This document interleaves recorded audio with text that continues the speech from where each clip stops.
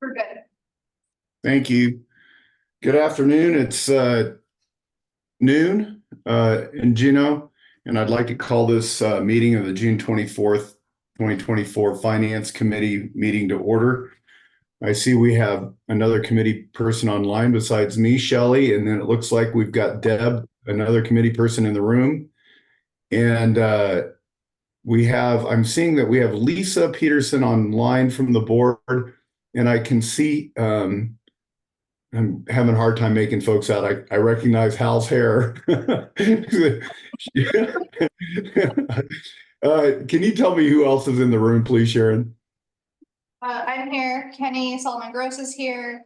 Deb Johnson, Ian Warden, Joe Weiner, Hal Geiger, James Kahn, Gail Moorhead, Nate Rumsey, Aaron Hardin, and Maria. You can tell that from Bartlett Foundation. Great, thank you.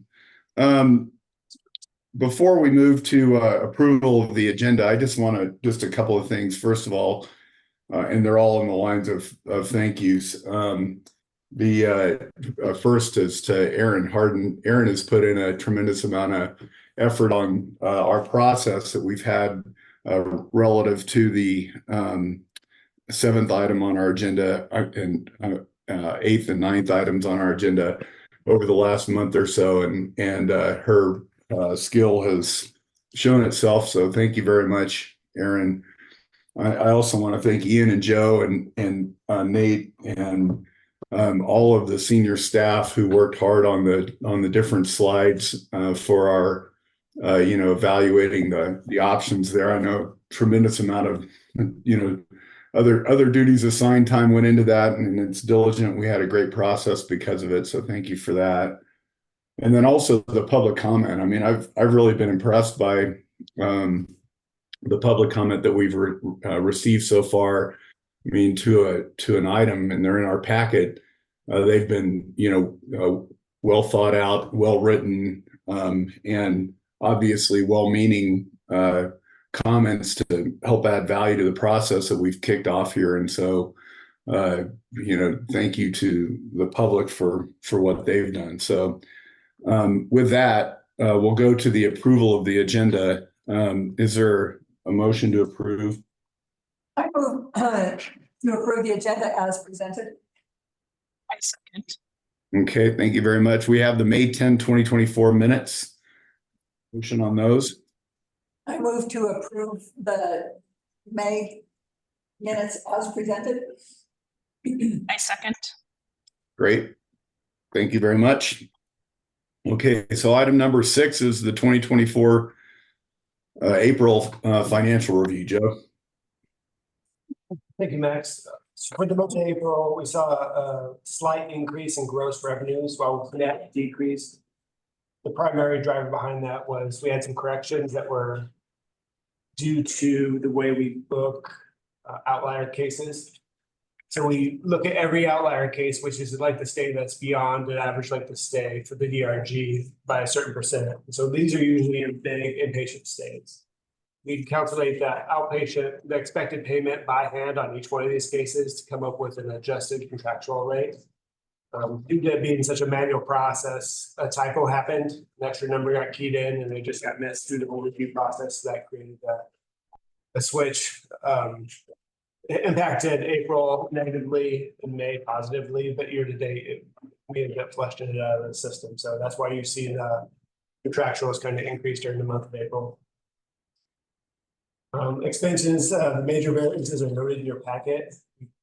Continue to run high contract labor as we adjust those positions down. Some of those are tied to the different programs we are evaluating later today.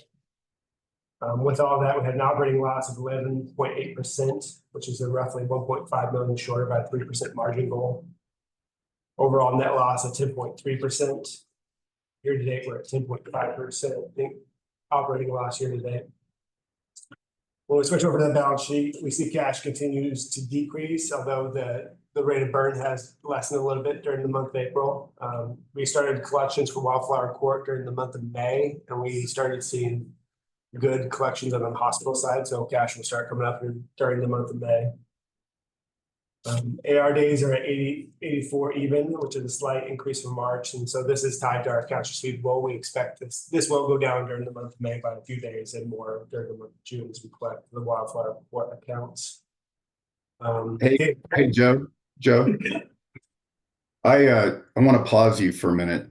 Looking back at the agenda, I skipped over public participation in number 4. So before we go any further on this, I want to make sure that we're giving the opportunity to any public to give any comment that they wish to comment on. So with that, is there any member of the public in the room or online who wishes to give public comment? Seeing and hearing none. Okay, Joe, thank you. Go ahead. Days cash also decreased to 74.1. That will also pick up as we collecting these wildfire court accounts specifically. When we started the billing for wildfire court, we did our first test run, which was a single month. Those payments came back. They came back with some errors in them. The state was paying us the incorrect daily rate. So what Tammy had to work with the state to get those revised. And so we held billing until they got those cleaned up because it just creates additional work for our team on that side. Everything's got cleaned up and it's all out the door. We're awaiting payments on the rest of those accounts now. On the hospital side, we have refiled our FY22 cost reports, and that created a receivable. So we went through, we looked at how our cost report prepared to find allowable and non-allowable costs. And then working with the outside vendor, we found a lot of costs that were non-allowable were allowable. So we moved those over and refiled the cost report with those increased costs. That we'll book a net receivable of roughly 700,000 for that year in the June month. Because that's what we received the paperwork. Work has also started on the FY23 cost report. Looking at the same sets of costs that were moved over in FY22 to refile that one as well. We hope to have both those refiled and hopefully collected before we actually post our yearly audit. So some of that will be tied together.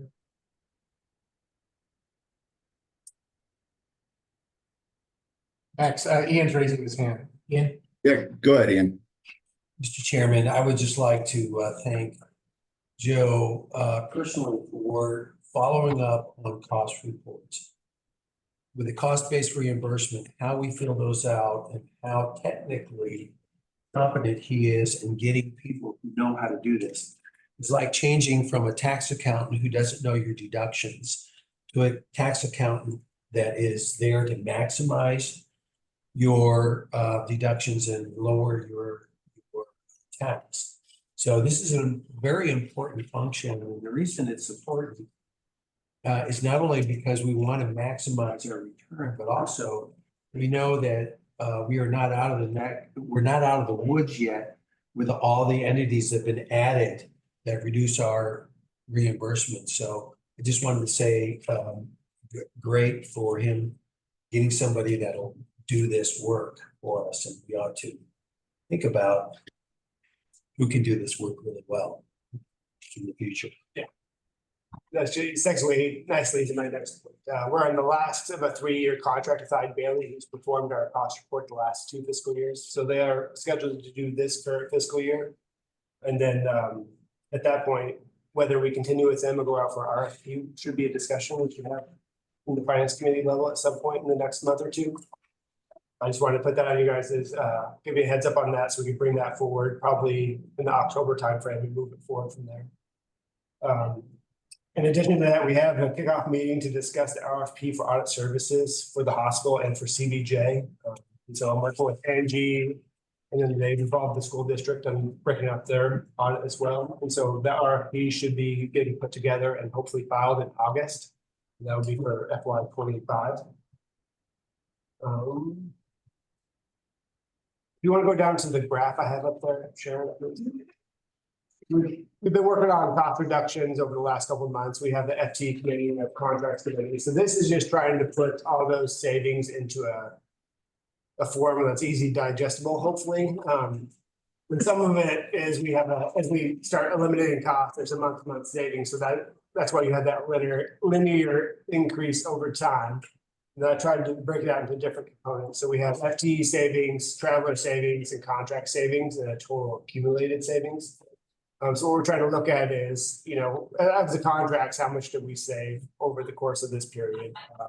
What is the FTE difference? What is the contract traveler difference? And trying to put that so you guys can see over the projected FY25, what do we expect to realize, what we've done to date.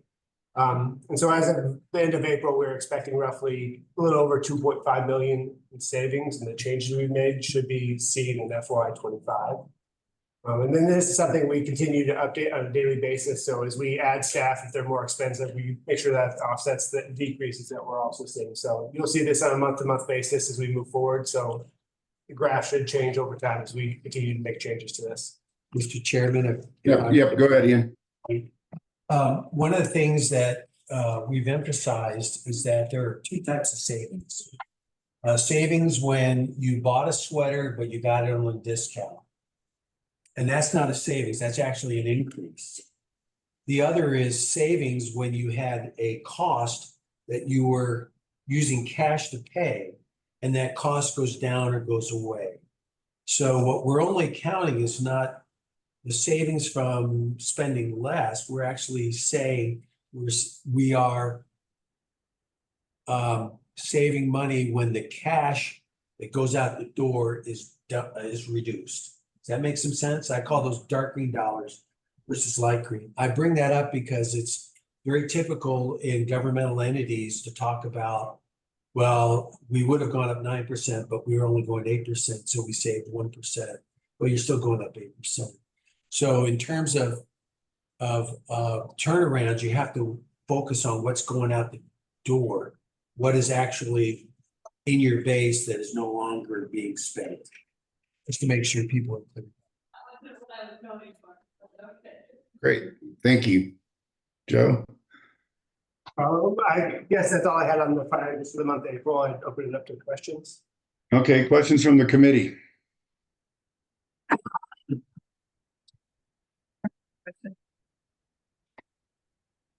Shelley or Deb? No No questions. I've got a few for you here, Joe, and the first one's come from your comments. The cost report adjustments for FY23, I would assume that those cost report assumptions that we changed for 23 that we'll book in June of this year were similarly treated for the FY24 rate purposes.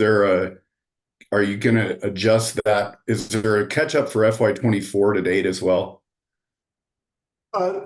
There will be a slight catch up for FY24. The hard part about 24 is, and the unknown is, we've added home health, we've added a hospice. So we have these cost pools that are kind of the unknown between 22, 23, and 24.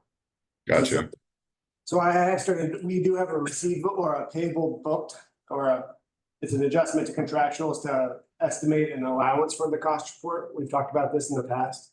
So we've been setting aside money. So when we file our cost report, I have an offset to, if that makes sense. So I've increased my allowance to allow for that big cost report payback we had last year.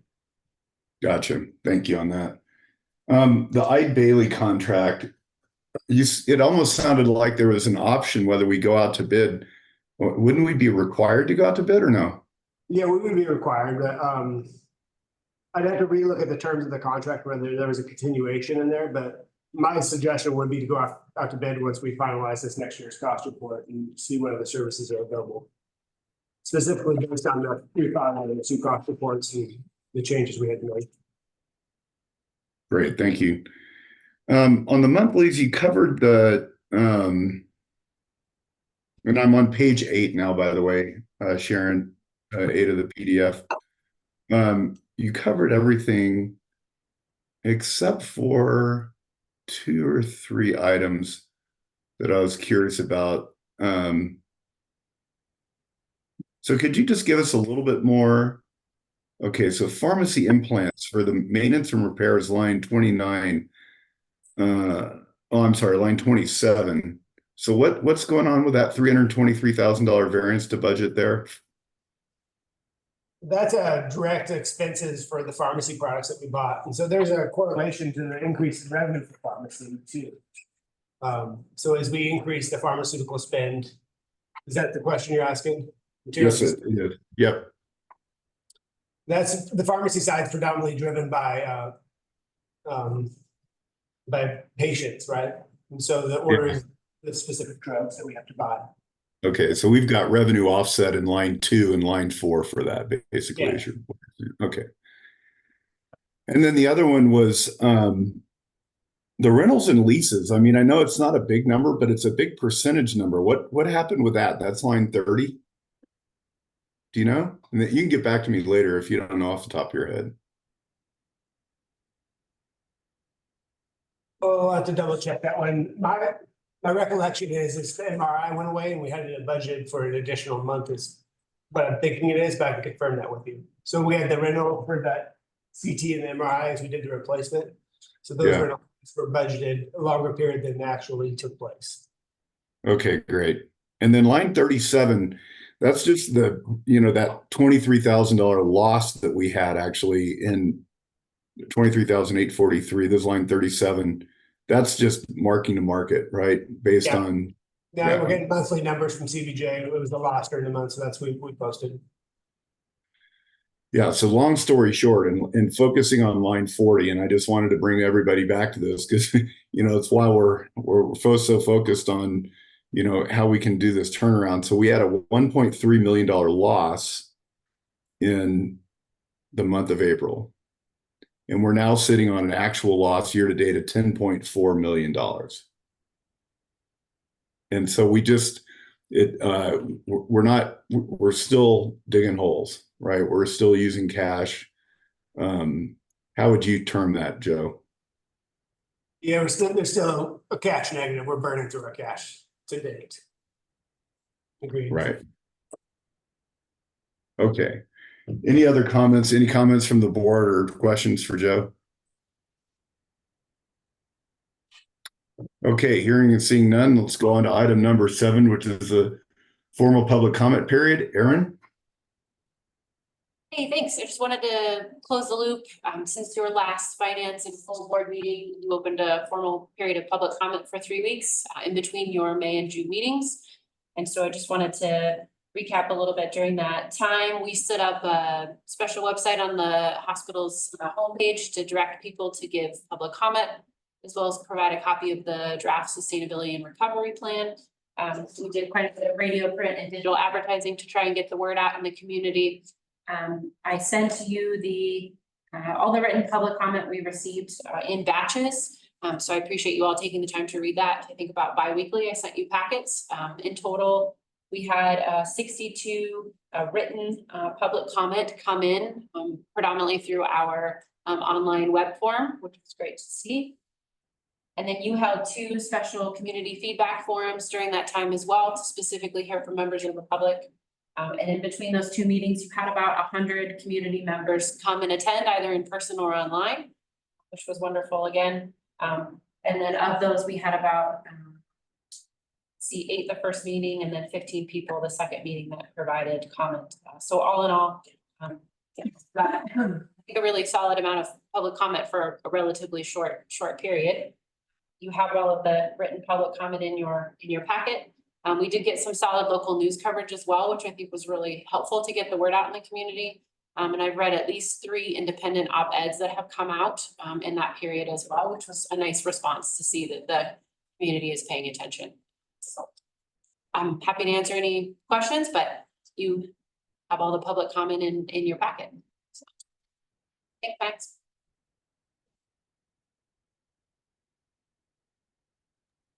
Thank you again, Erin. We appreciate all the work you put in. Any questions or comments from Deb or Shelley? I have none, but I really appreciate the work that you put forth to corral all these responses and to get them sent off to us in a timely manner. Thanks. And I appreciate that it wasn't one giant package at the end. It was Yes. much easier to read and digest in increments. Thank you. I echo that. I've been to some community meetings recently, and what I will say is the meeting that we had to get community input were very well done. So thank you to all. Great, thank you very much. Any questions or comments from the board? Okay, seeing or hearing none, we'll move on to item number 8, which is the home health and hospice pro forma. So I'll touch base on this next. This is just in response to requests. This is a preliminary pro forma projected over 5 years. They help me and Heather help me pull some numbers. So it's based on some assumptions we had to make. One is some historical volumes, which will be the first one you see up there, the hospice target projection. It's based on historical volumes, what they've seen in the program based on Heather's recollection or history in the program. And so that takes you from an average study census of 10 to 12 over the 5-year period. The second one is more of an optimistic projection. This takes national numbers and projects them across the Juneau market, which moves us from that 11 to 16 patients per day. In both models, we kind of use the average length of stay of roughly 47 days to get our average rate for those patients. And so that was based on falling somewhere between the 50th and 75th percentile nationally for length of stay in the program. With the third piece, it's just a home health target projection, and that's just based on current operating parameters stretched over the 5 years to give you guys a picture. So like I said before, this is a draft, kind of a kickoff to the discussions. When we start getting bills at the door and getting new reimbursement coming in, this will be refined. We'll continue to pull data, trying to refine this more as we move into this. Yeah, I just want to Thank you. Questions or comments from Shelley or Deb? I have none. No. From the board at this point? Okay, I guess maybe I kind of center it. When we were having our public discussion, we wanted to, with this idea of a pro forma came up around, it's hospice and home care is new. And, what would that look like over a period of time? If we were to ask the CBJ for some funding, what would that be?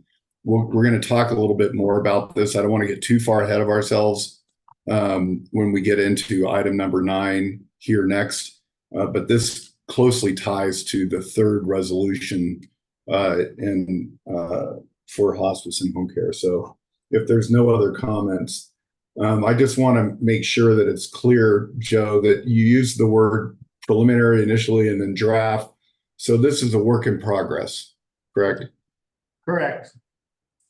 Yeah. Mr. Chairman. Yep. Yes. Wow. So we've talked for a long time, and even before us, Catholic Community Services talked about why hospice and home care are together as one entity. We haven't really talked about possibly separating. And the pro forma makes it look like over time, hospice situation might get better, where home health is going to be worse, but they're so intertwined because they're the same people. Can these two things be separated? Only one retained?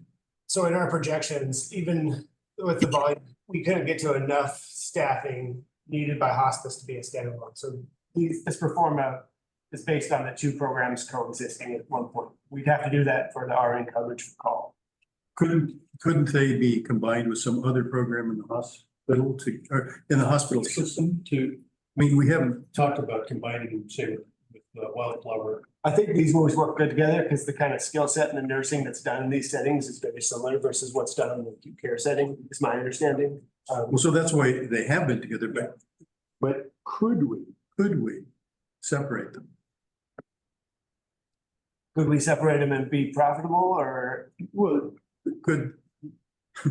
So theoretically, if you grew hospice big enough and you had enough to have a stable pool of nurses and hospice, you could run that as a standalone program. You'd have to have somewhere between 5 and 6 RNs needed in that program. And so trying to find where does a Juneau population support a program that big, it's hard to answer that question. So if I could continue, Mr. Chairman. Sure. In Catholic Community Service, when I first was involved with them, they had 2 RNs, and that was there. It was 2 RNs. So we can name them. Now I know there's more regulation and so forth, but I'm asking myself, why couldn't, in principle, there be something that would work with a couple of RNs and maybe some retired RNs who would be willing to work part-time? Is that just total fantasy, or is that something that could be done? So I'm not sure if there's been changes in the call requirements for the program over that period of time. I'd have to dig into that more to answer that question. Okay, all right. Thank you. I just, excuse me, Hal, you bring up some really good points though, and that is, what are the options, right? I mean, I think that's kind of what you're after is what are the options in that? I think that's what Joe's after in this pro forma is to look at these and say, well, what options do we have? And so, I think, Joe, let's treat those as formal requests. What do they look like? What does minimum staffing, right, look like, for example, for hospice? What do they look like separated? So we're really doing a deep dive in understanding. I think Hal brings up a good point of going back to Catholic Community Services and really what kind of, do they have any information in terms of their utilization, I guess, one, and staffing two, over the last several years that might help inform us what this could look like going forward. So good points. Okay, unless there's anything further, we'll move on to number 9 on our agenda here. This is Lisa Peterson. Can I say something? Oh yeah, go ahead, Lisa. Hal raises a good point, but I also think that there's probably untapped services that over the next 5 years where we could grow the home care program. I mean, I think we all anecdotally know about patients that have remained in Anchorage or Seattle for services that they just weren't able to get in Juneau, mainly because we weren't providing it. And then with the slowdown with Catholic Social Services, and then of course the transfer and everything. So I think that the 5-year plan is excellent, but I also think there's potential for growth too. So that's just my thoughts on it. I haven't had a deep dive into all your figures or even looked at the pro forma myself yet. So I just wanted to say that. Thank you. Mr. Chair, this is Kenny. I want to just say one other thing to kind of Sure. what Hal's talked about. I know that in the very, very beginning, all of them were broken down into separate ancillary services, and I know that at one time Ian and Joe had actually talked with Max and us about separating hospice from home health. So I know that that's definitely on the table, and I know that it's something that both Joe and Ian has explored along with us.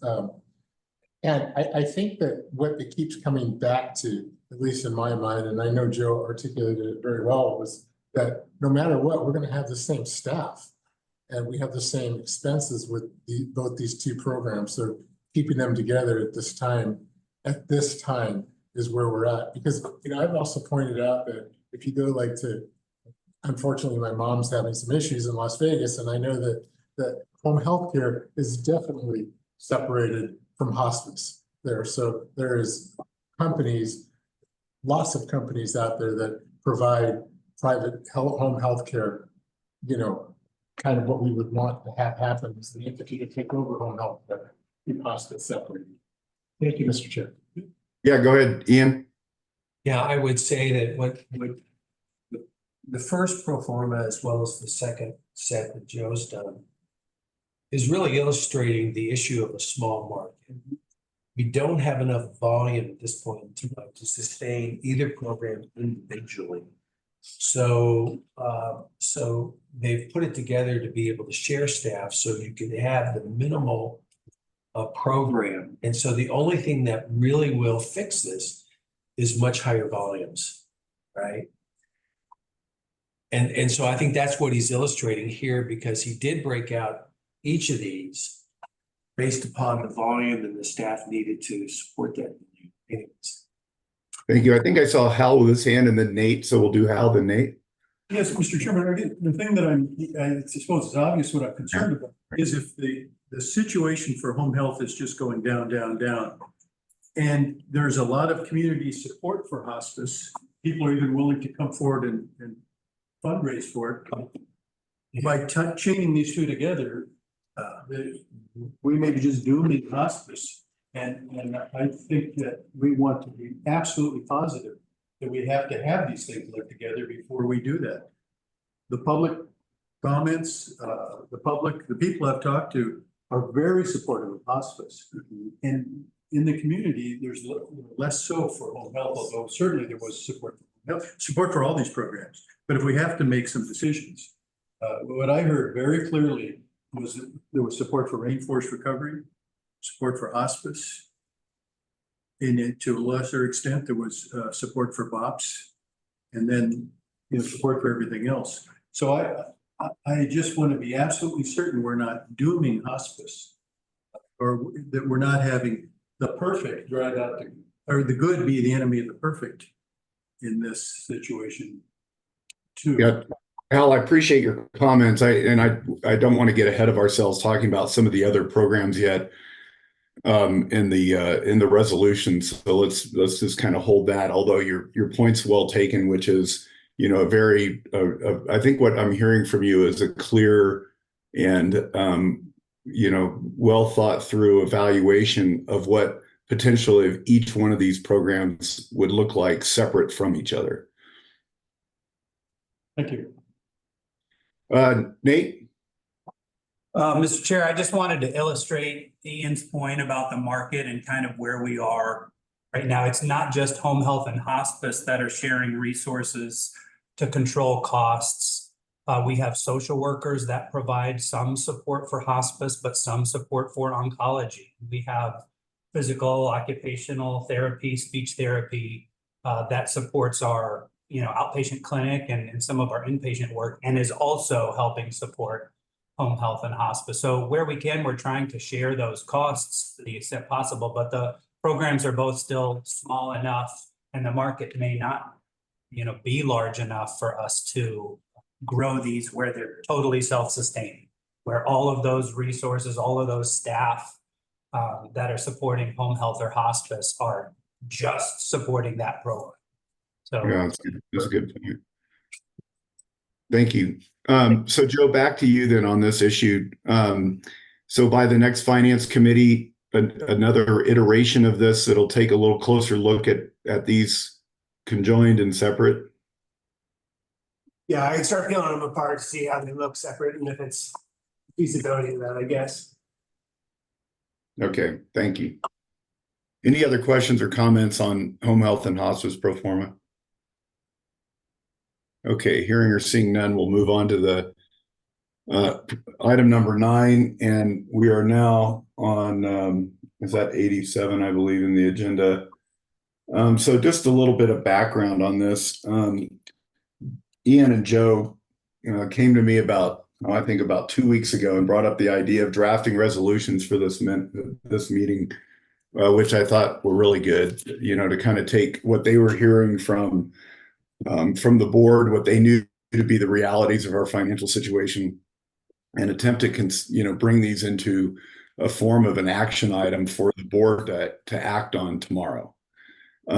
I thought that was a great idea. Obviously, I was in contact with Kenny about all this every step of the way. I think Kenny even saw some of the drafts, and so they gave drafts to me. I had a cut or two at each one of them.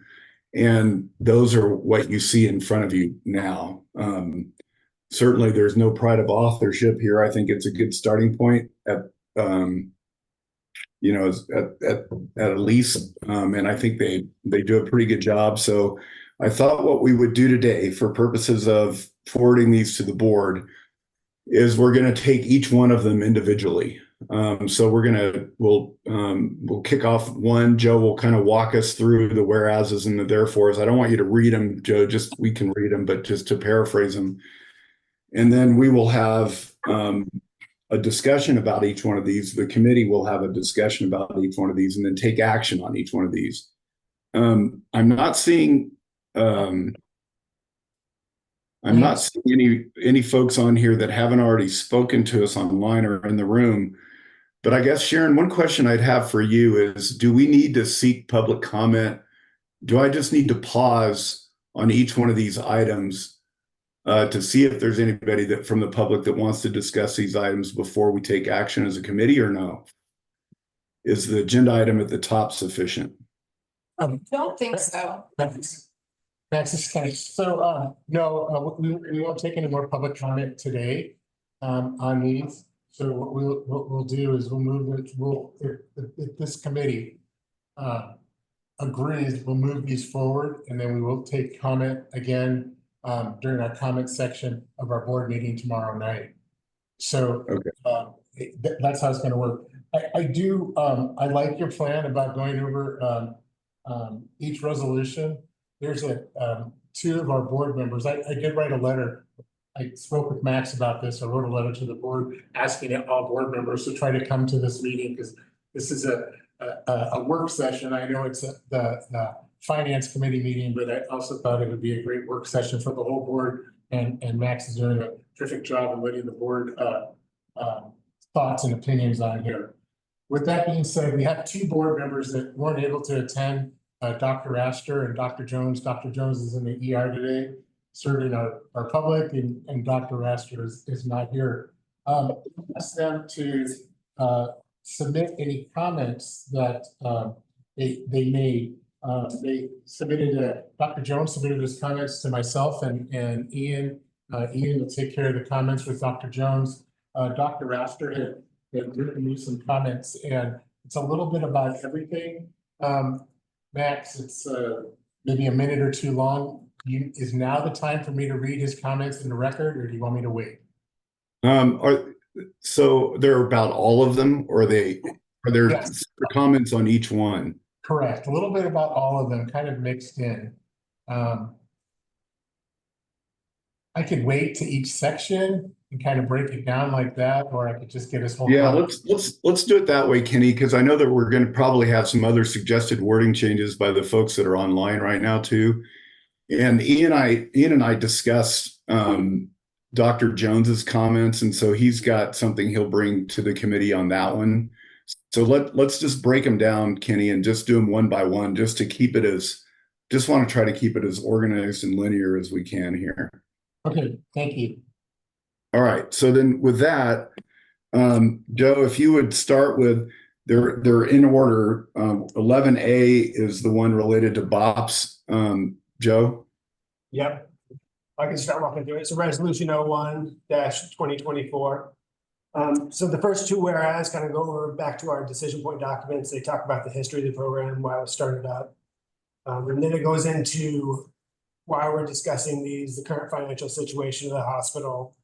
The second to last whereas, or the last whereas, is just kind of a consolidation of what we're looking at and why we're considering this. And then now, therefore, be it resolved is the action item or the board recommendation, kind of consolidated from all those discussions we had before, brought forward. With this one for BOPS being now, therefore, be it resolved, the hospital's board of directors affirms BOPS is a core service within the purview of management, and thereby supports management direction to pursue outpatient service with realignment to achieve program sustainability.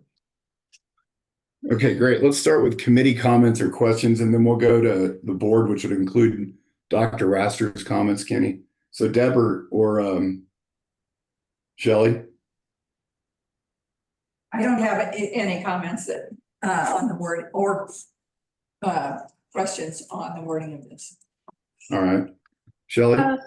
Through the chair, my only comment, and I don't know if this is where you put it, but is a timeline. You know, BOPS has been losing a good deal of money. And so for me, it's important that we're turning that around quickly, which I know is being worked on. Okay. Or if it's something we're getting which we already do, you know, a monthly report of where they're at with turning BOPS around.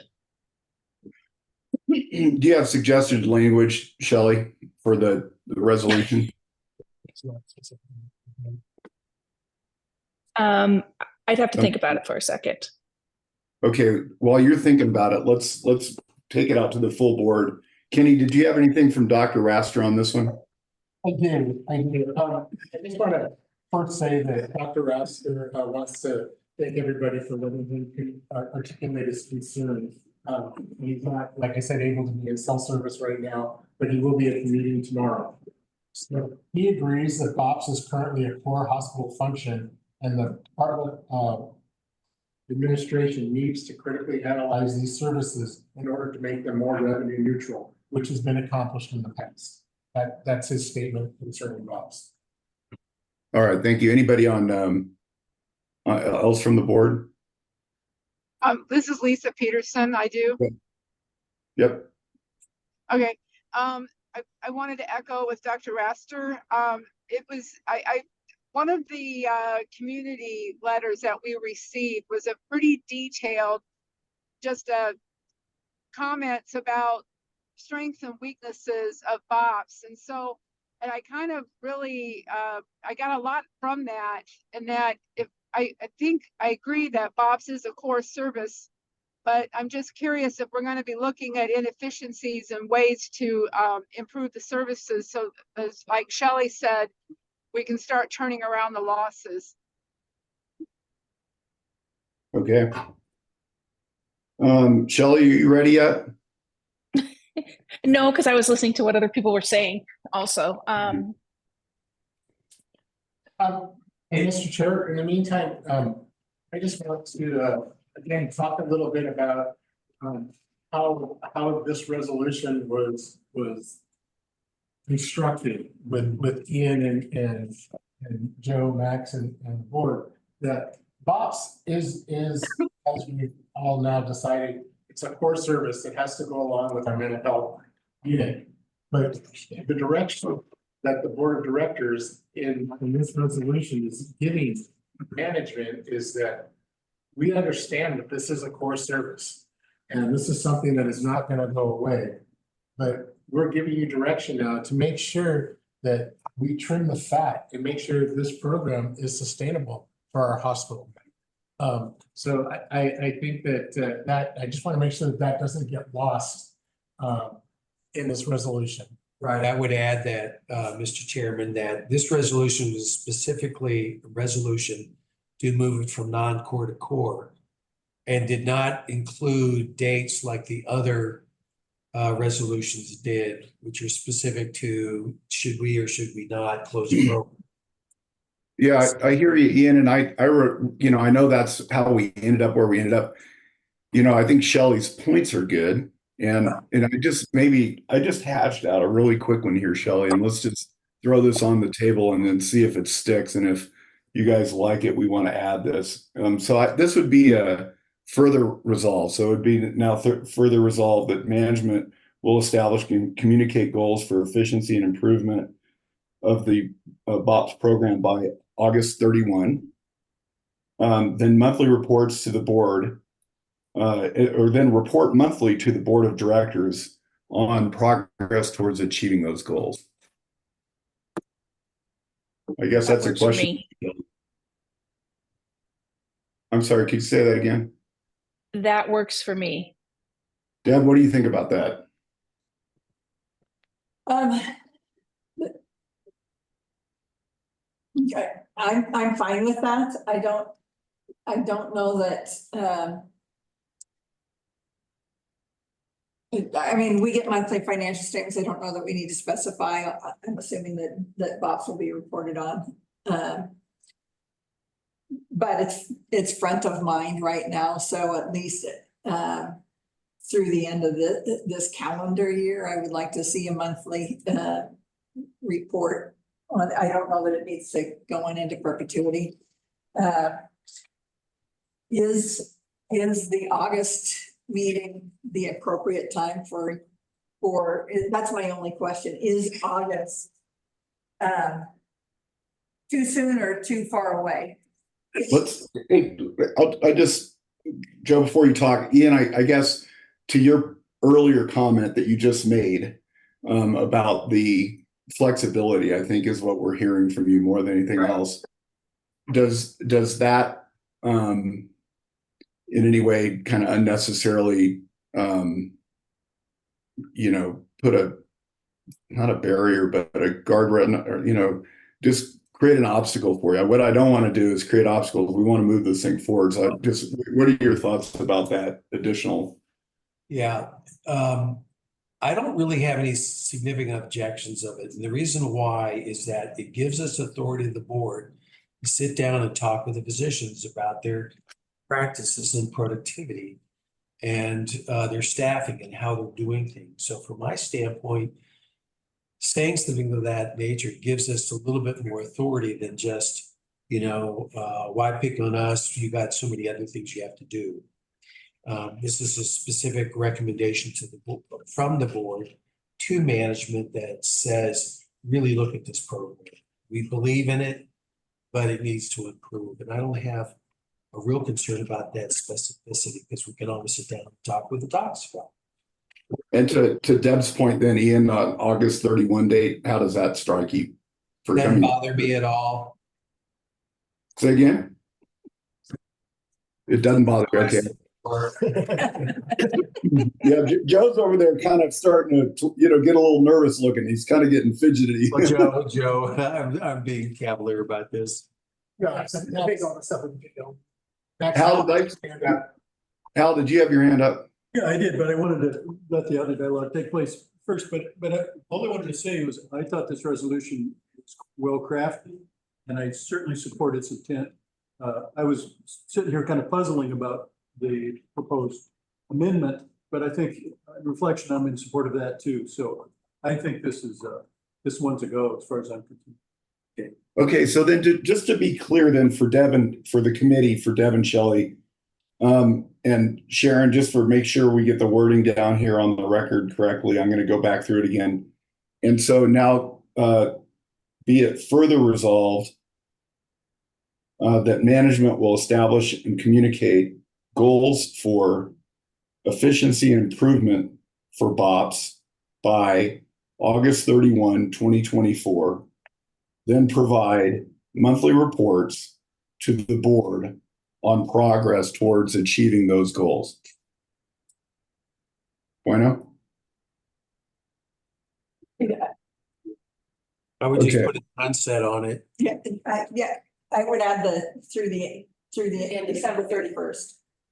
Monthly reports, separate reports through December 31st. Okay, I'm fine with that. Are you good with that, Shelley?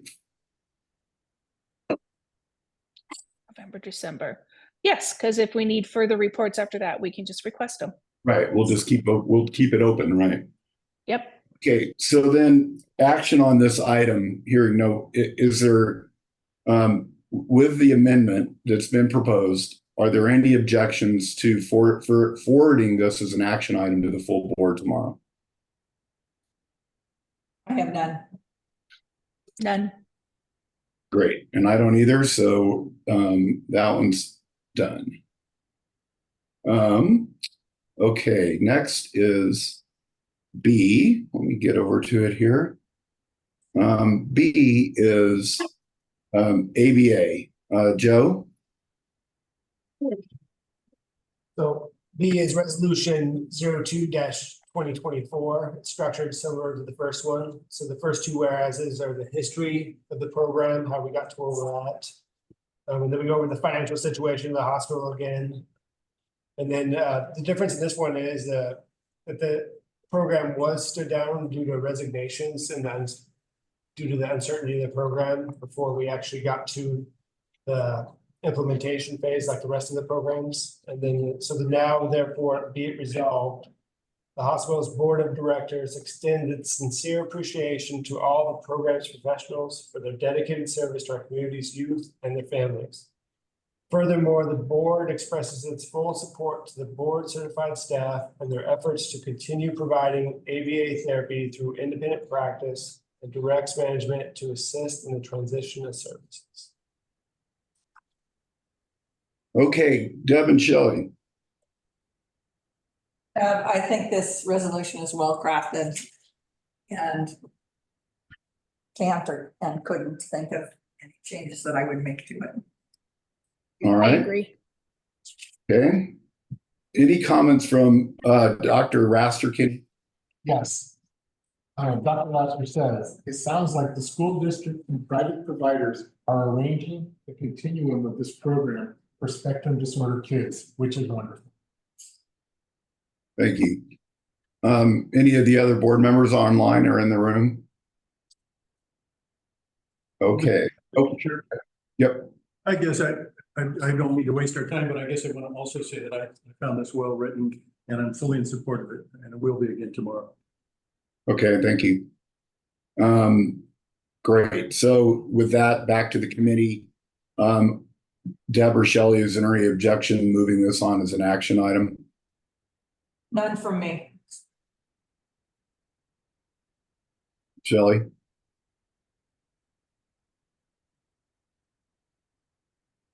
I am not, oh shoot, I'm frozen. Sorry, no objection.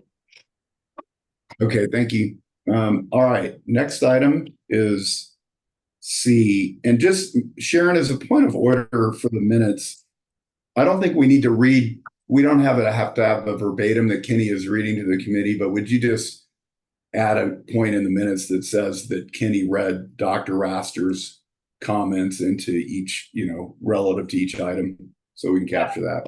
I'll note that. Thank you. All right, Joe, hospice and home health. The hospice and home health is resolution 03/2024. The resolution starts talking about it's a new program.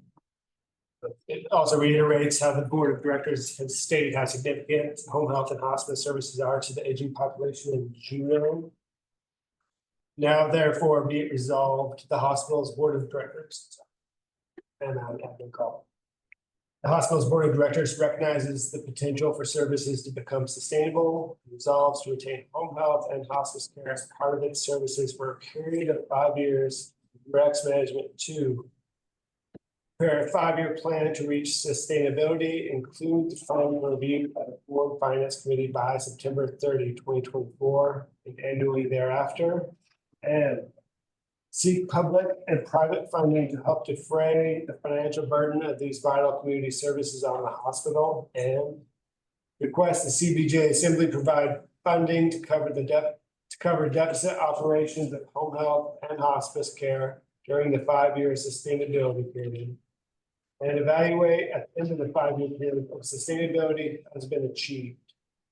The programs are not sustainable. The board reluctantly resolves to close home health and hospice consistent with all applicable city, state, and federal guidelines and notices. All right, Deb and Shelley. Through the chair. Yes. So what if we get no funding from public or private? What are we going to continue through the 5-year evaluation, or would we look at evaluating like by the end of the year? Yeah, no, I think that's an excellent point. And I think we could, because of the way we bulleted this resolution, we could stick that in as a new 4th bullet. So shift that bullet from 4 to 5, and just thinking out loud here, but and it would be very similar to the 5th bullet. So, if no funding is available from public or private sources, the board reluctantly resolves to close home health and hospice content with all applicable city, state, and federal guidelines and notices. So we could have something like that.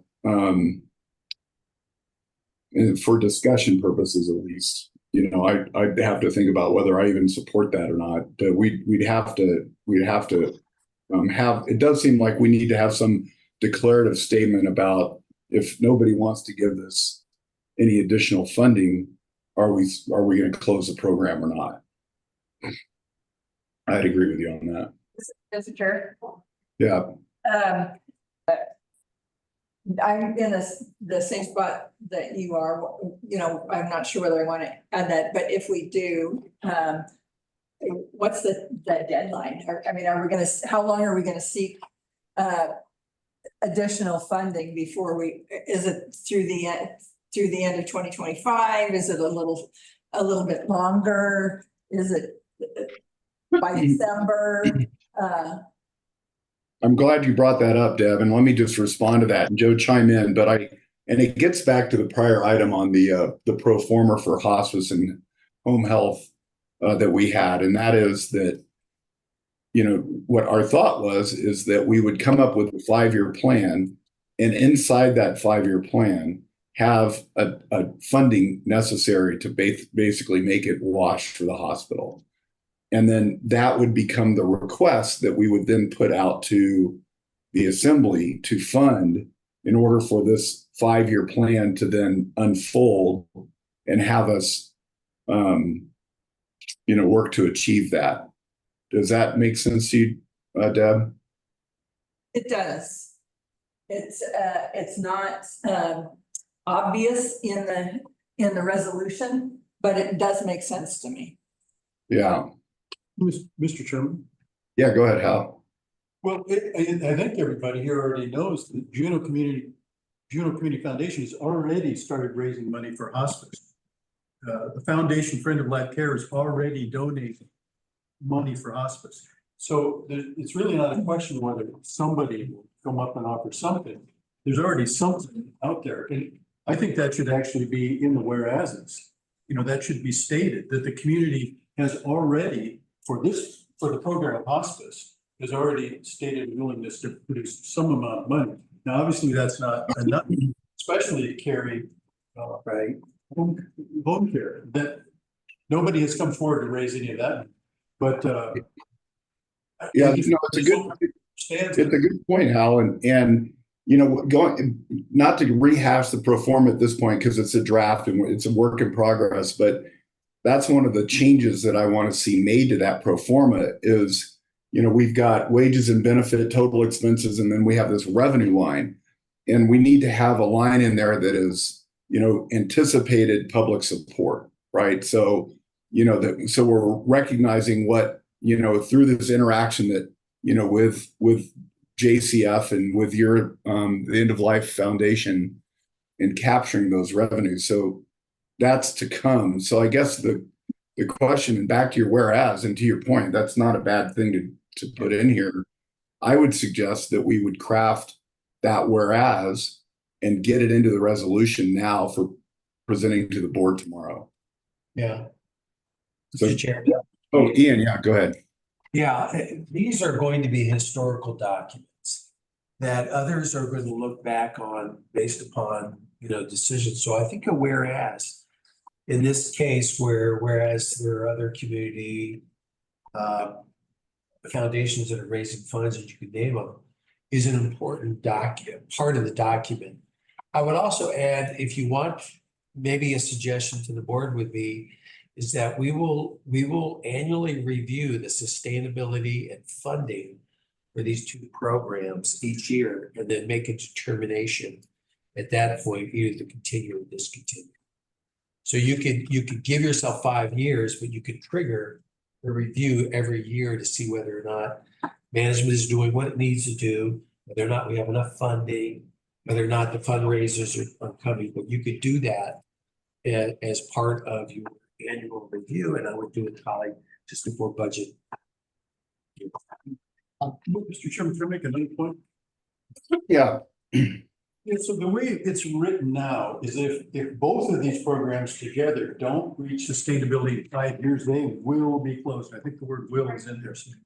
And that is part of the problem there is that's gonna help bring about the result we don't want. We've already had this situation where people who've pledged money for FY25 have called the Juneau Community Foundation and said, well, I read in the paper this program's closing. Can I get my pledge back? So I don't like the way the resolution is written right now. Both of these programs together have to be in the red, in the black. If they're in the red by 10 cents, the way it reads right now, the whole thing will be shut down. There's another problem that isn't really included in the way the resolution is written.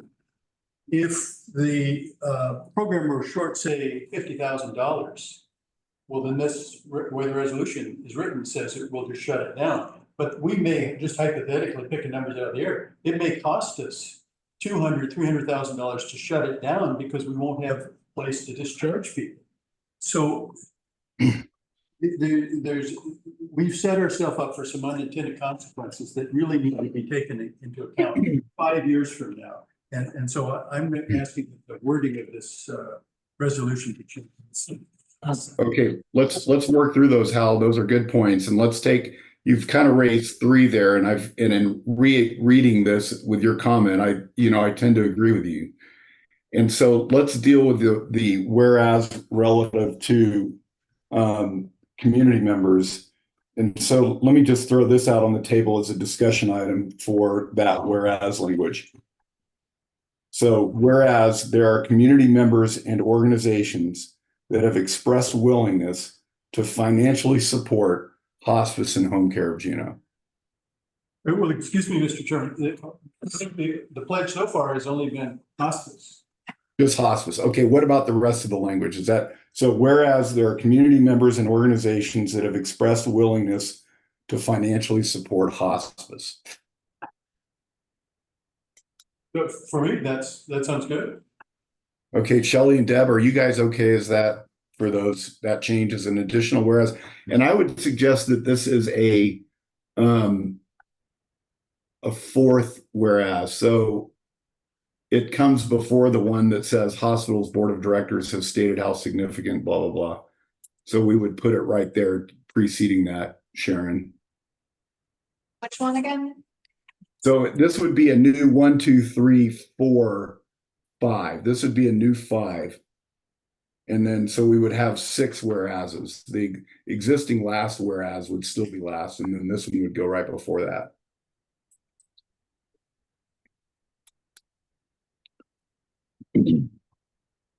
James has a question. Yeah, James. Yeah, I didn't see anything in here that related to looking for another organization to take this over. I thought we were looking at somebody from Anchorage that does hospice and home care. Are we still looking at that, or is that off the table? I think we should still look at it. You too. Ian, I didn't quite hear you. Could you say that again? I'm sorry, in relationship to Jim's question, I think we still should look at it.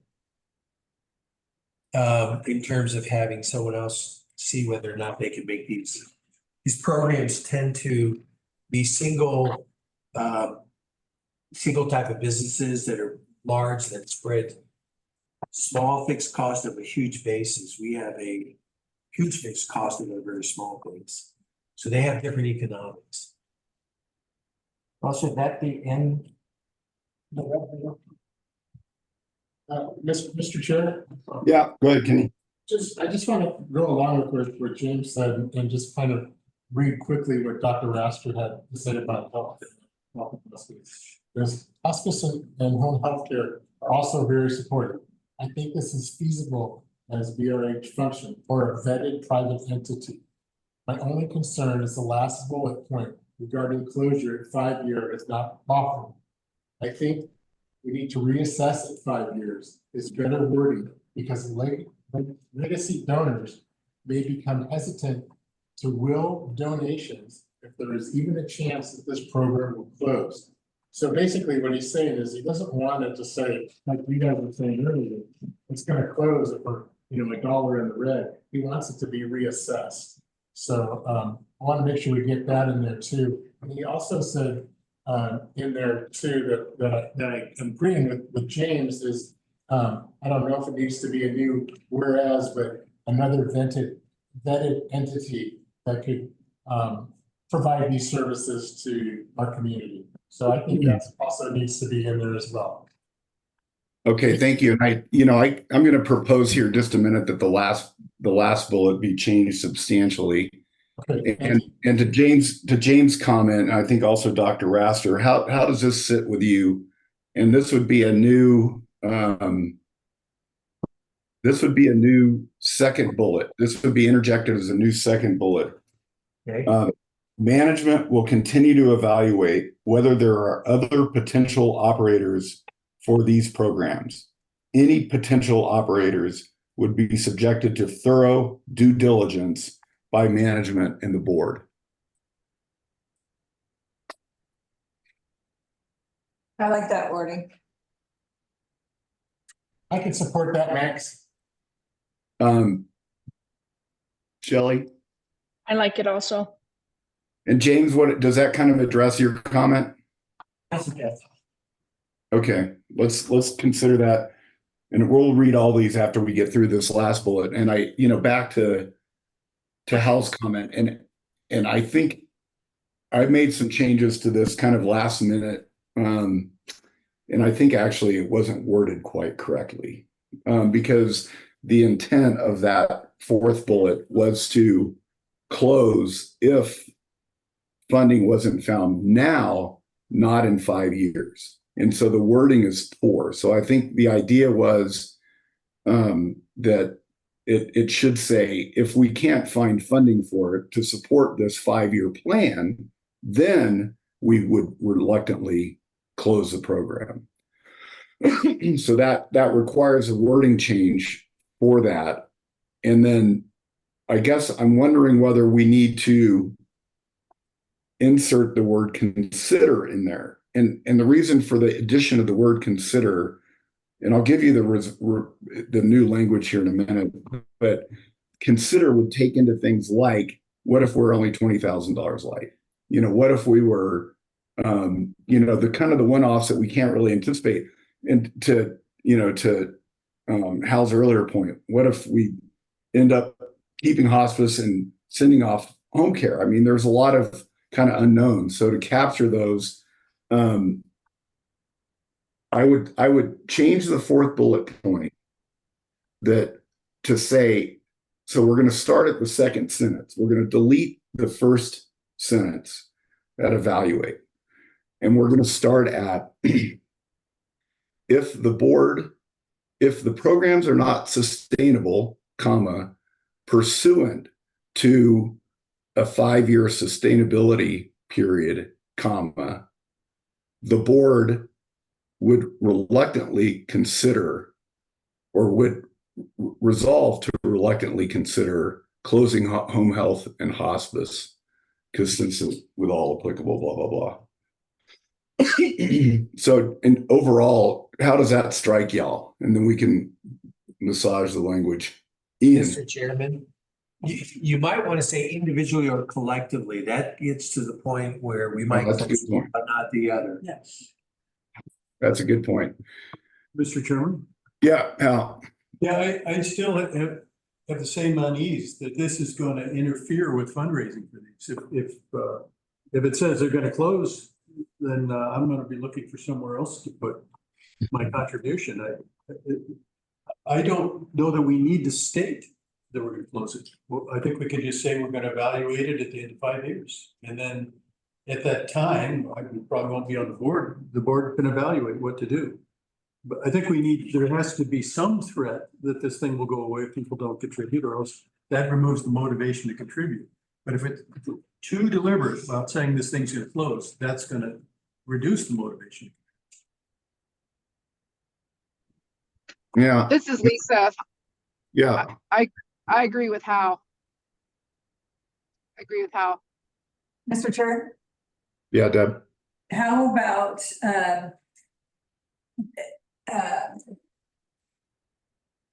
how about if we say, we'll evaluate the viability of continuing the programs individually or collectively? Is that? That, to me, that sounds much better. It's got a better ring.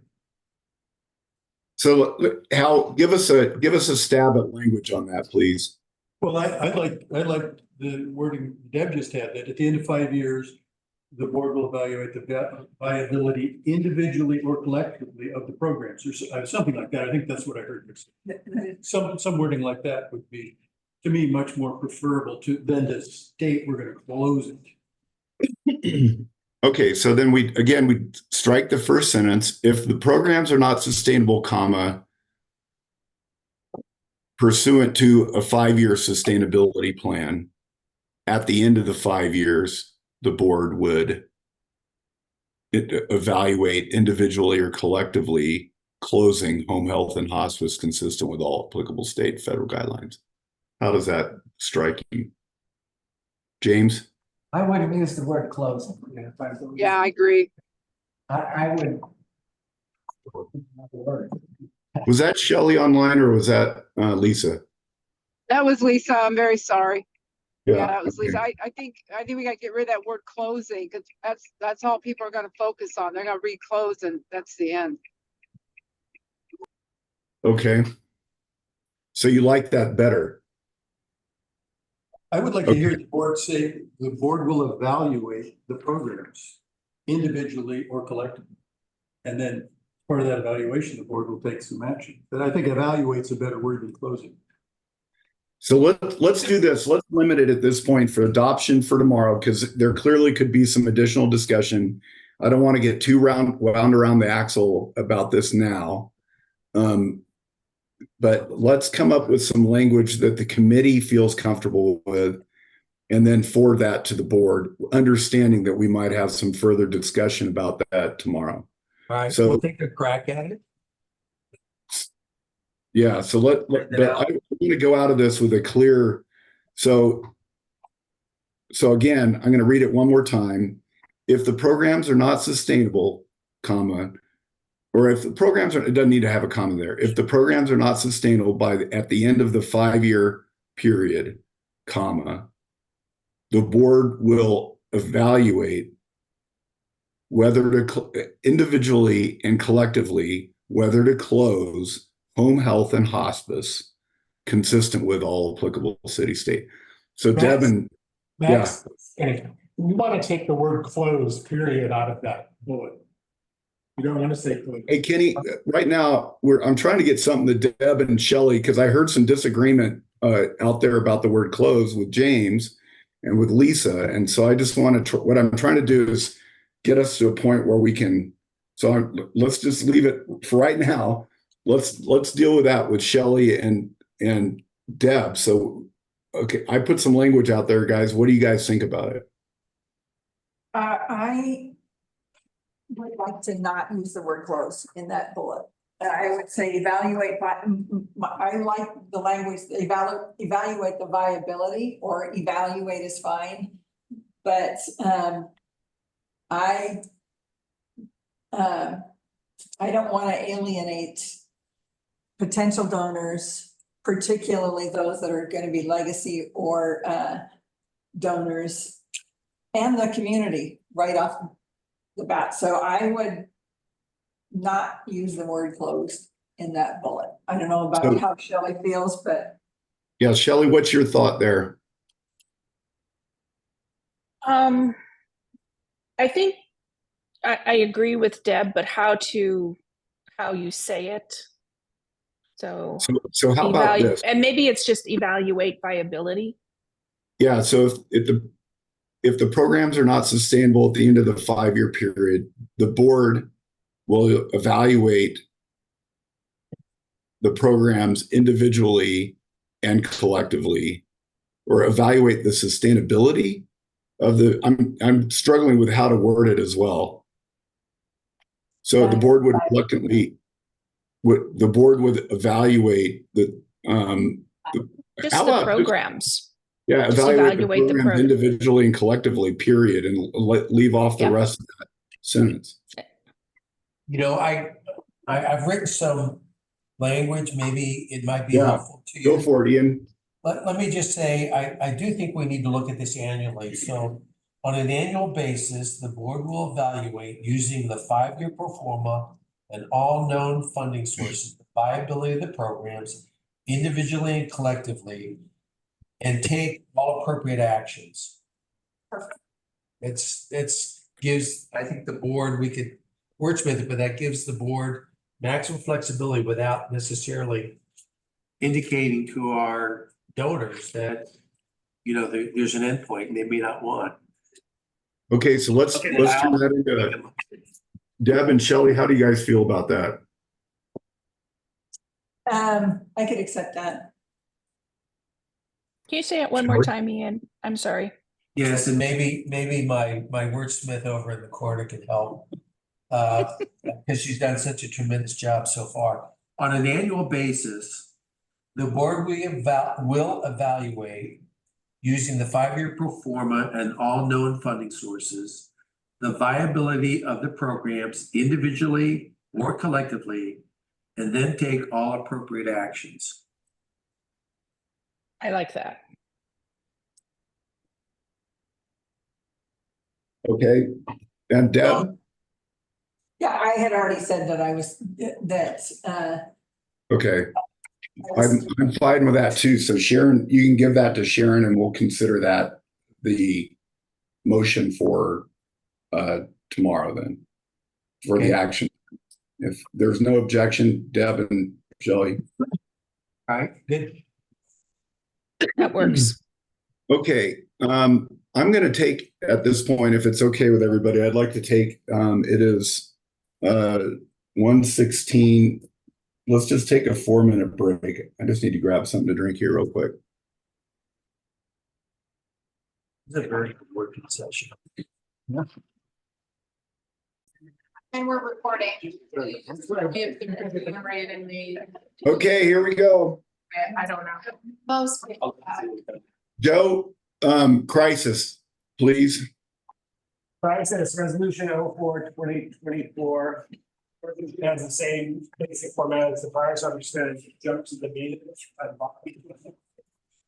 Now therefore be it resolved, the hospital's board of directors resolves to seek delegated subsidy funding from public and private sources to defray direct and indirect operating costs of crisis care services.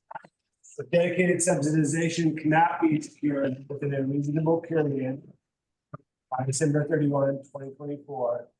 The board reluctantly resolves to close the crisis program consistent with all applicable city, state, and federal guidelines and notices.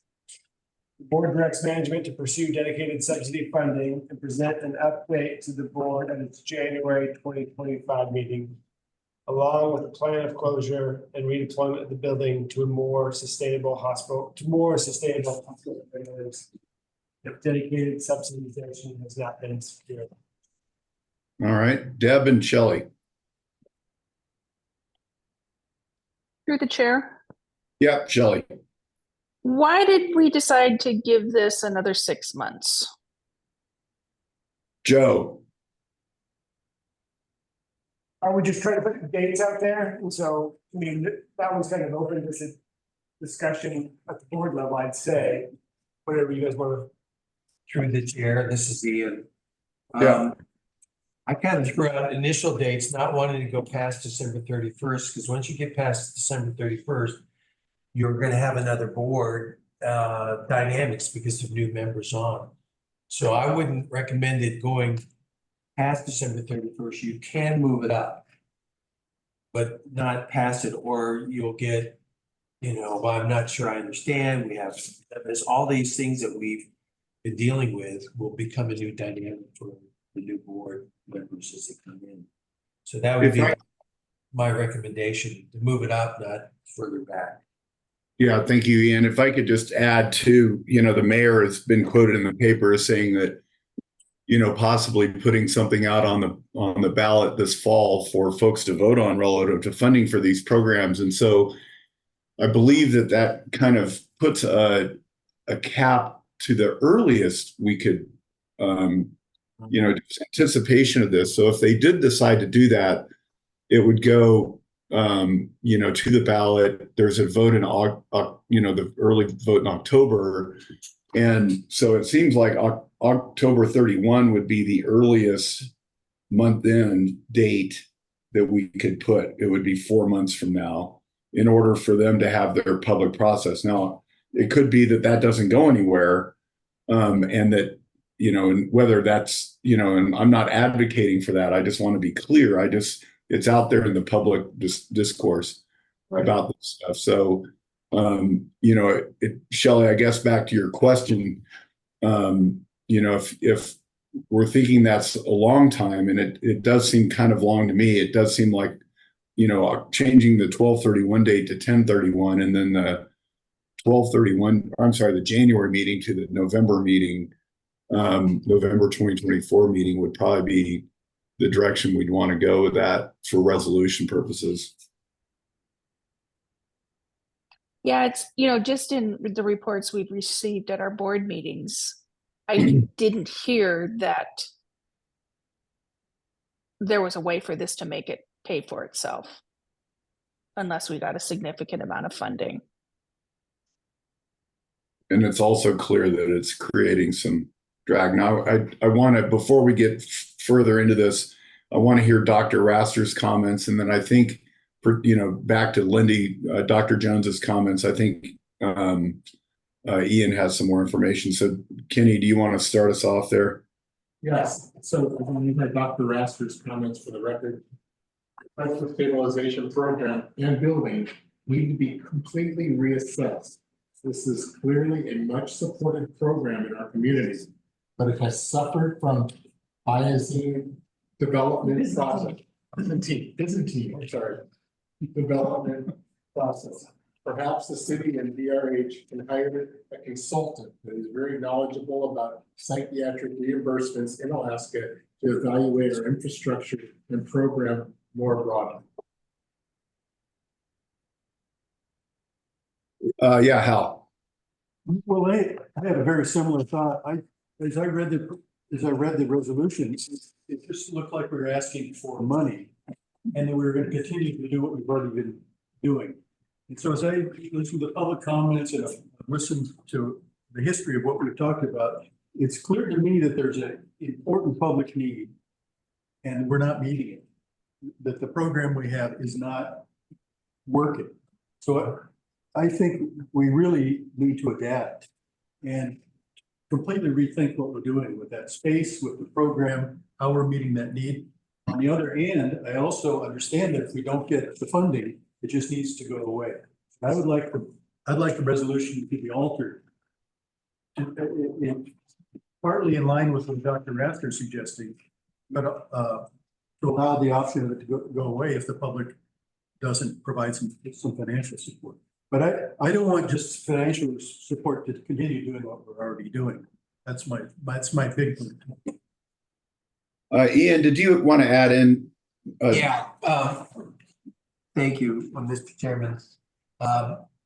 Dr. Jones had contacted me yesterday or the Saturday, I think, to talk about some of his concerns about this program. He did write a whereas, which then Joe and I talked with him today, and I restated that because what he was conveying was not what he wrote. So we tried another tack to this. What he's saying is that regardless of the crisis center, the building, just as few facts, the building can't be used for non-hospital purposes because of the way it was funded. But he does think that we do need to work with other key stakeholders to figure out a sustainable model for suicide prevention. So this is what I wrote. Whereas suicide prevention is a needed service within the community, Bartlett Regional Hospital leadership will collaborate with key stakeholders, including NAMI and Juneau Suicide Prevention Coalition, to explore sustainable models for those experiencing a mental health emergency. That's just a whereas. So all he's asking is we work with stakeholders to see if there is a minimal model for suicide prevention. It's not stating that you have to keep the crisis center open. Hey, Ian, just I guess for me as a point of order on the way that's worded, I think of whereas as being a statement of condition, and therefore, Okay. resolution being, we will. So when you get into the word will, it seems like we need to split those up between the condition, which is the first part of what you read, and then the action, which is the second part. Split the whereas and the action. Okay. Yeah. So Shelley and Deb, though, and we'll come back with the language, but in general, I guess, how do you guys feel about that addition to the resolution. So I have no problem with the addition to the resolution. That we just talked about from Dr. Jones. But I would like to go back to Ian's comment. The crisis intervention program is, in its current incarnation, is not what we envisioned it to be when the board first approved the program. So, and based on its utilization, somehow there's a disconnect between the need in the community and the services that we're actually providing, the volume of services or whether we're meeting the community's needs. So in that 6 months, 4 months, whatever period, I don't know if we have time, but if we can, is there a way that we can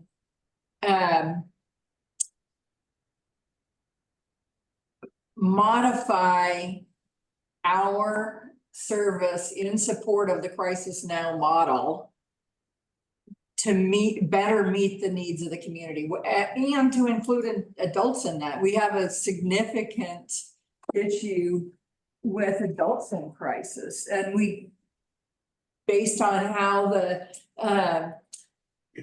rural behavioral health building was designed,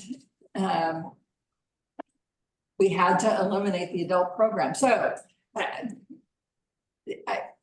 I realize that isn't a specific wording, but there's the comments show a significant support for some sort of crisis intervention, crisis respite program that we're not meeting by this program. And I'm not sure that we will, in its current incarnation, meet those needs.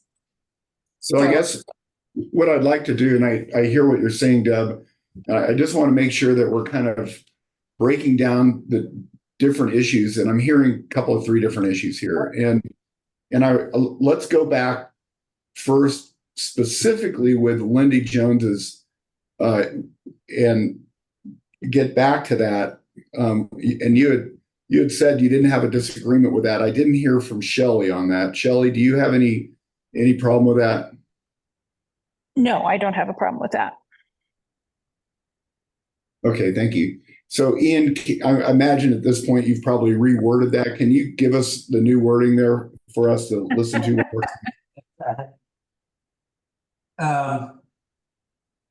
I think the whereas is just simply a statement that suicide prevention is a needed service within the community. And that therefore, Bartlett Regional Hospital leadership will collaborate with key stakeholders, including NAMI and Suicide Prevention Coalition, to explore sustainable models for those experiencing mental health emergencies. So it's simply separating these into 2 sentences. One in the whereas. We could do a little bit more in the whereas, but I think it's a statement that we know that it's important, but we're not wedded to the crisis center. We're wedded to suicide prevention, and we need to figure out how to do that. I think that's. So Ian, I want to stick to the language. We're going to get into the resolution, and what you read sounded acceptable to me. Okay. And I would suggest that the resolution component of that be a further resolve, because it's significantly different from the other parts of that resolution, so that we would have that as now be it further resolved. And so Deb and Shelley, are you guys okay with that addition? Yes. Okay. So Max, can we have Ian read that one more time? Just for procedural reasons. I think there's a little issue in there. Yes, Mr. Chairman, could we have the whole thing read, all of the conclusions read? yeah, right. And let's just stick to the language, Ian, and not the commentary after, just so we're very, Okay. focused on just that.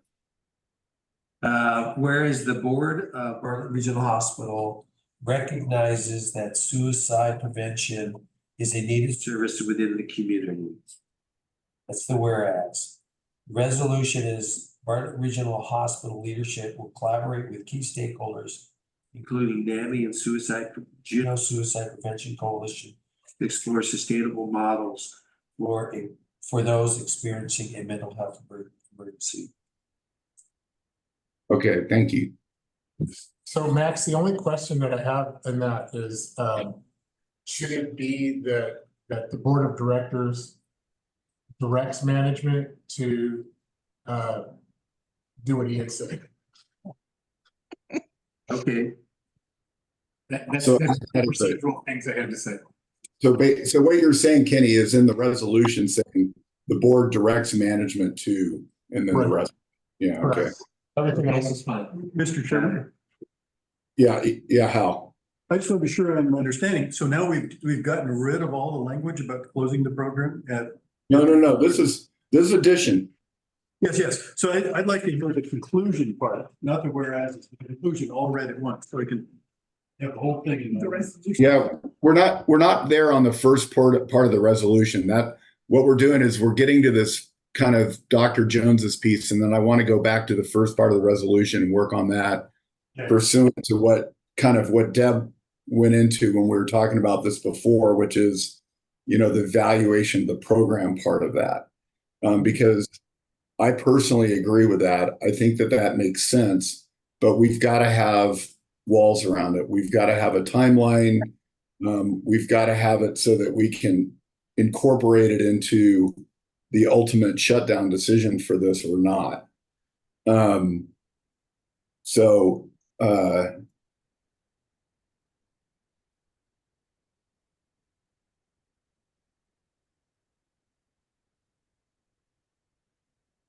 I guess when I look at the resolution as it's written first, that what I would like to see, it almost like, and I'll get it all formed here for you guys here in just a second. I'm just kind of processing it. But what I'm thinking is that we're going to have potentially 3 bullets here. And the first bullet is going to be that we want management to evaluate and report back to us whether there are other options for the existing use of the facility to better meet the community needs. Okay. Then the second piece of that would be to where we start with the resolution that's there now, that we will seek dedicated subsidy funding from public and private sources for the existing model or the modified model. That's the second one. And then the third is the rest, which is if dedicated subsidy can't be secured, then by instead of 12/31, I would say October 31, then we change the rest of that or leave it all the rest of the same. And we would say instead of January, it'd be the November meeting. So again, let me go through that. So the first one is the board of directors directs management to evaluate whether there are other models that better meet the community's needs for crisis services, period. And then the hospital board of directors resolves to seek dedicated subsidy funding from public and private sources to defray direct and indirect operating costs of crisis care services. And then third bullet is if dedicated subsidization cannot be secured by the dates I mentioned, and then the rest of it is the same. But we would still have Dr. Jones's addition of the suicide prevention. Right. And you'd have a further resolve as well on the end. That would be the further resolve, yeah.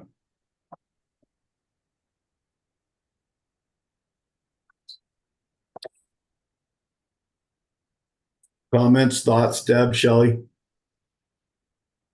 Yeah, that's acceptable. Yeah, I like having the October date. And the restructure of to add in the, evaluating the model. Mm-hmm. And Kenny, Hal, James, Lisa? Mr. Chairman, I think this is moving in the right direction. I agree. This is Lisa, I agree. Okay, I do too, Mr. Chair, I just want to make sure that we're giving, and I believe it's in there, is just touching on Dr. Roster's point, is that there should be maybe an independent evaluator to come in, and I guess this is giving management the right to, or permission to look at an outside independent evaluator that knows Alaska mental health issues and find a way to use that space and utilize that best. Is that correct? Am I getting that right out of there, Max? yeah, and that first bullet was that's what I was trying to do, is capture that so that we could pursue that point of Dr. Raster's. I mean, it was to his point. Yeah. Mr. Chairman, I would add that building is so useful, we may not want to just restrict it for mental health or psych services. There's women's services or orthopedic services we could put in there if they were owned by us. But it is a building that would be very helpful to have other services in, not just restricted. The way to think about it is we built the building over cost, financed it, and then put the biggest losing programs in it. And so from a capital allocation standpoint, Jim, that's just not going to do. So Ian, to your point, the existing resolution, which we're retaining at the end, along with a plan of closure and redeployment of the building to more sustainable hospital programs, that's the point of that. Does that not capture it in your view? Yeah, it does. It does. Okay. I was more reacting to Dr. Astor's comment about using the building. I think the board needs to have the maximum flexibility to figure out what's the highest and best use for it.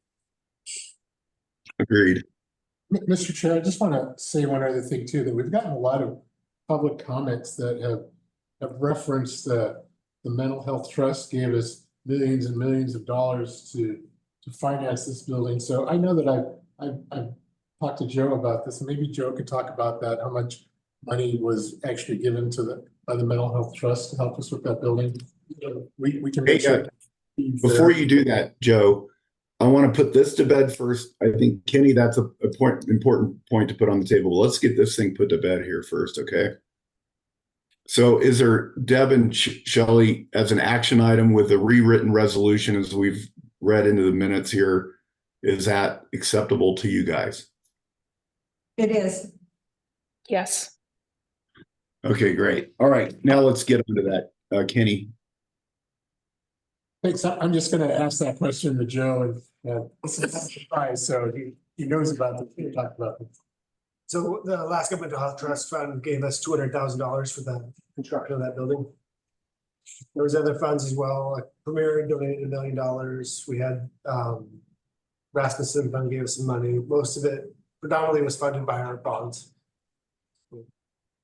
I don't know if that answers your question. Well, I guess, if I don't know if you've got a chance to read all the public comment or not, the public comment was saying that we aren't being true to the community or to the Mental Health Trust Fund if we use this building for other means. And I just want to, let the community know that that's not what we're doing here, and we're not saying that we took millions of dollars from Mental Health Trust Fund to do something crisis now or whatever, and then we're not fulfilling that obligation. Yeah, the intent wasn't to deceive, I don't believe. It's just that overall what the program was going to be was changed over time. So the funding, they funded it knowing it was behavioral health, but they also thought behavioral health would be sustainable based on the models that were shown to them. There was no covenants or anything else within the documents that said we had to do this over a certain period of time. It's just a one-time gift kind of. Does that answer your question? It answered my question, yes. Yeah, and maybe also, Joe, just to get it on the record, the total amount we received from the Mental Health Trust was, $200,000. and the total cost to construct the building was, 17.5. I can give you the final number. I don't have that. The final, yeah. 17.5, so 200,000 of 17.5 million, okay. Thank you. All right, we're moving on to our last item, which is Rainforest Recovery Center. Joe. I'm just gonna jump to the now therefore, be it resolved, the hospital's board of directors resolves to seek dedicated subsidy funding from public and private sources to defray direct and indirect operating costs of RRC. If dedicated subsidization cannot be secured within a reasonable period by December 31st, 2024, the board reluctantly resolves to close RRC consistent with all applicable city, state, and federal guidelines and notices. The board directs management to pursue dedicated subsidy funding and present an update to the board at its January 2025 meeting, along with a plan of closure and redeployment of the building to more sustainable hospital programs if dedicated subsidization has not been secured. Deb and Shelley, any questions, comments? This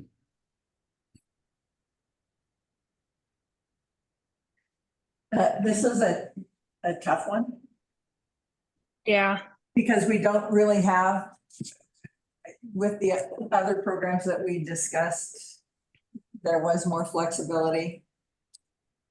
I mean, I don't see how we can change the language on this, but my reading of the public comments was that this was, it was neck and neck between hospice and rainforest recovery, unless I'm missing my When I tallied them up, Rainforest had the most, yes, that's all. closely by hospice, yes. That's what I thought.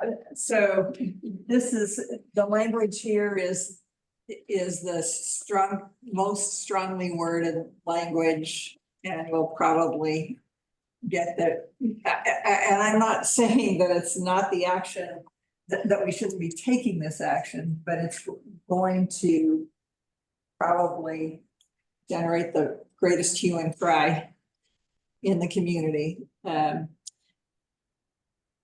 December 31st, I don't know that we should change that, but December 31st will seem like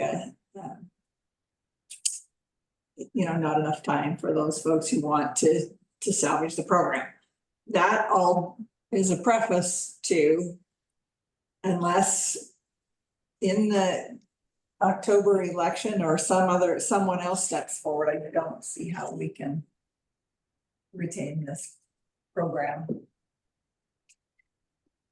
so can we just soften the language a little bit, Deb, do you think, or? Well, we can, but I don't know how to soften it.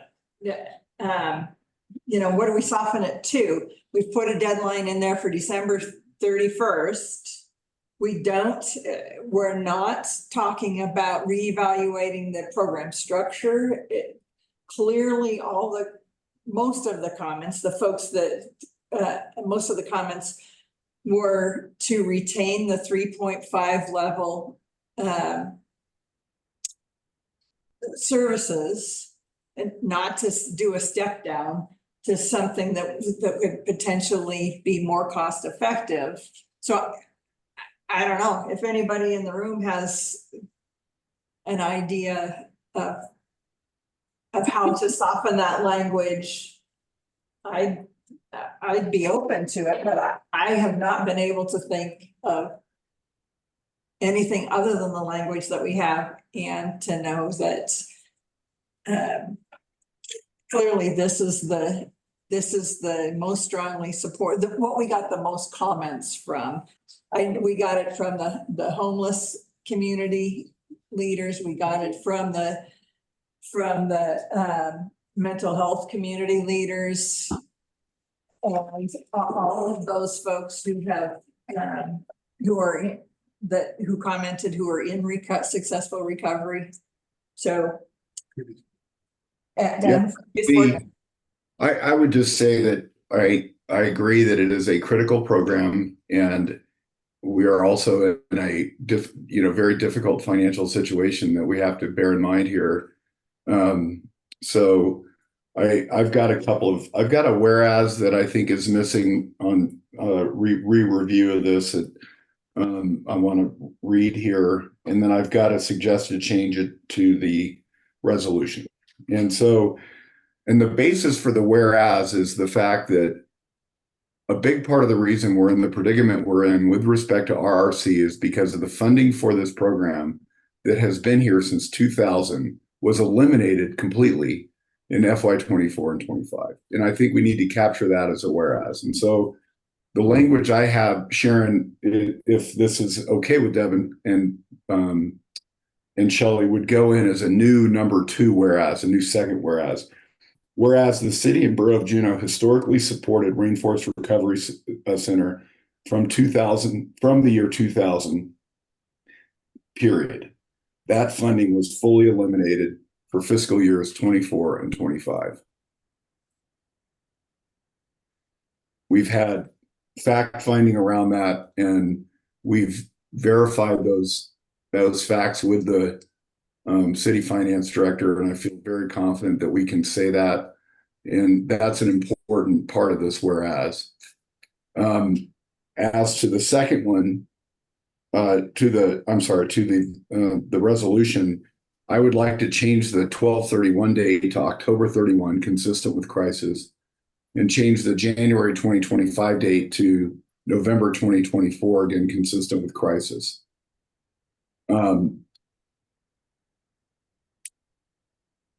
And beyond that, I agree this is strong. I'm struggling with why we would soften this language, frankly. Yeah, James. I think you don't want to soften the language because the assembly is going to look at this and there's an end date. You come up with the money or it's gone, you used to back it. If you soften it down, there's no crisis going on. We've got to come up with funding or it's going to close. This is exactly what you're going to do anyhow. So I think it's very important that it's written as sharply as it is. Al? Yeah, I was just going to say exactly the same thing. I think I want this program to go forward. There was a history of it being subsidized. I think we need to tell the assembly that clearly, remind them. I spent a lot of time talking to people, trying to retrace this history on my own. I talked to Kathy Callahan. I talked to the assembly member that was the liaison with the hospital back in 1999. With a long history of this is something that's entirely in the hands of the assembly. So I think we just need to clearly communicate that to them as clearly as possible, and not soften this and just say, you have to come up with this money or this will close. I don't want it to close, but it's out of our control. Al, did anybody? Hal, I want to just add to what you're saying, though, in that I don't think it's necessarily solely in the hands of the assembly. I think that we have other community members, community organizations that rightly should probably contribute to this program in a meaningful way. Yeah, and so the language that we have, where we say public and private sources, I think is important to recognize that it's, CBJ is probably, the most important of those, certainly. But I just want to say out on the record that it's not necessarily the sole one. And Shelley, I'm sorry, I cut you off. Yeah. Hal, I had a question as to why, because my understanding is this previously was funded by alcohol tax. And why did that where did that alcohol tax go to that it didn't continue to come to that? Do you know?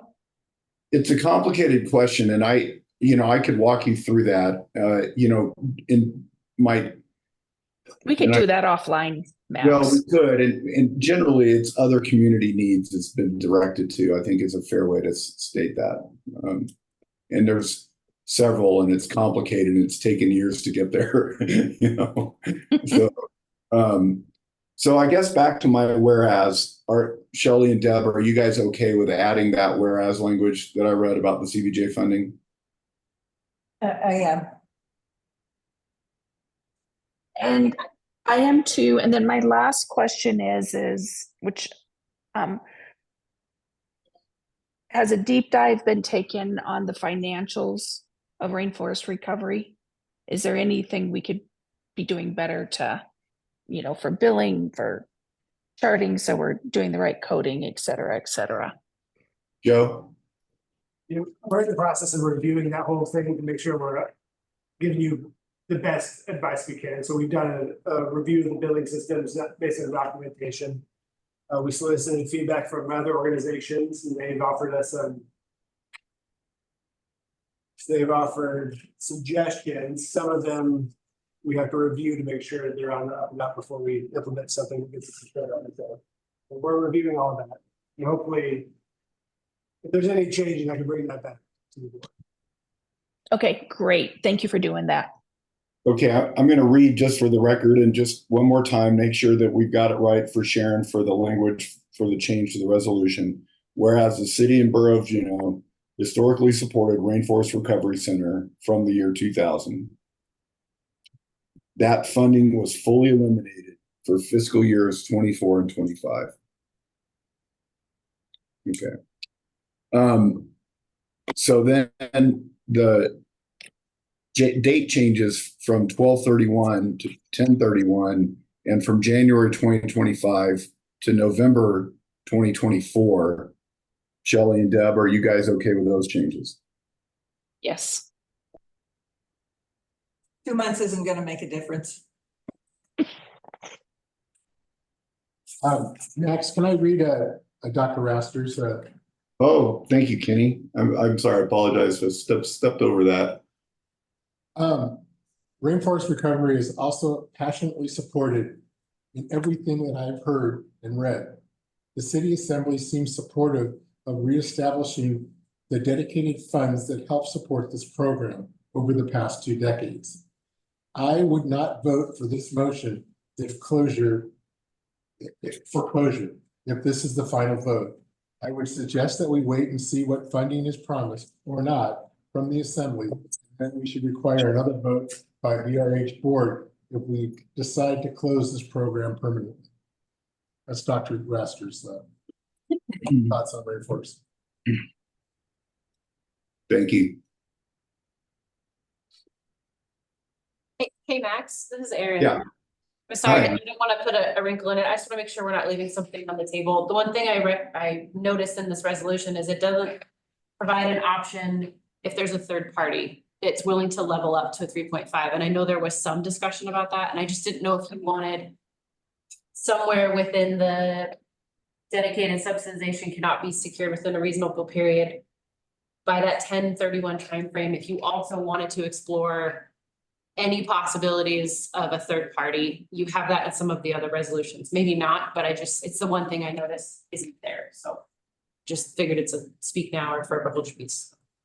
So after what I think I'm hearing from you, then after the 12/31/24 burn date, we would add the board instructs management to identify whether there are other potential operators, if the board would reluctantly resolve to close. Is that cap? I think we can pull language that mirrors another resolution about third parties and put it in there. Okay. If the board's amenable, but you may not be, but I know it was something you talked about and there were other providers. Yeah. Deb and Shelley, are you guys okay with that? Yes. That softens that resolution a little bit. Okay. Deb? Penny has would you reread it and then Kenny has a comment that he was whispering in my ear while I. Let's see. I'm pretty sure Aaron was listening to me. So Aaron, can you read that? If dedicated subsidization cannot be secured within a reasonable period, which is now by October 31st, 2024. No, shoot. Okay, hang on, Max, sorry. I think it needs to read, now therefore be it resolved, the hospital's board of directors resolves to seek dedicated subsidy funding from public and private sources to defray direct and indirect operating costs of RRC.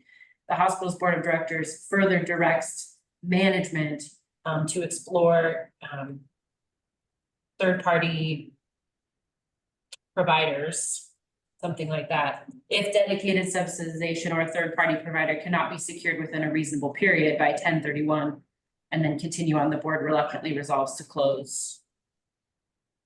How about third-party operators for the program? Yes. Okay. All right, now Deb, back to you.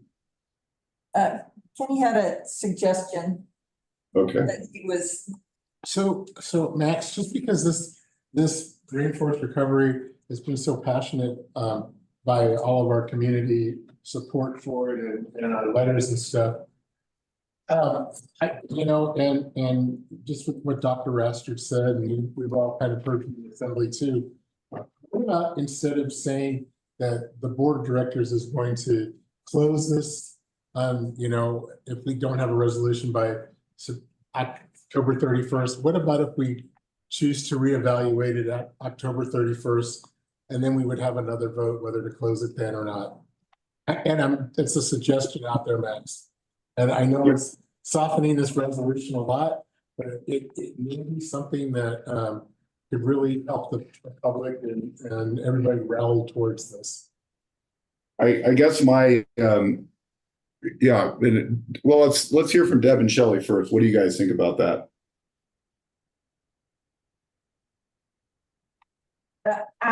if it had been any other program, I would have agreed with that. I don't think. I don't know what we would reevaluate. I think our November, the November board meeting is that second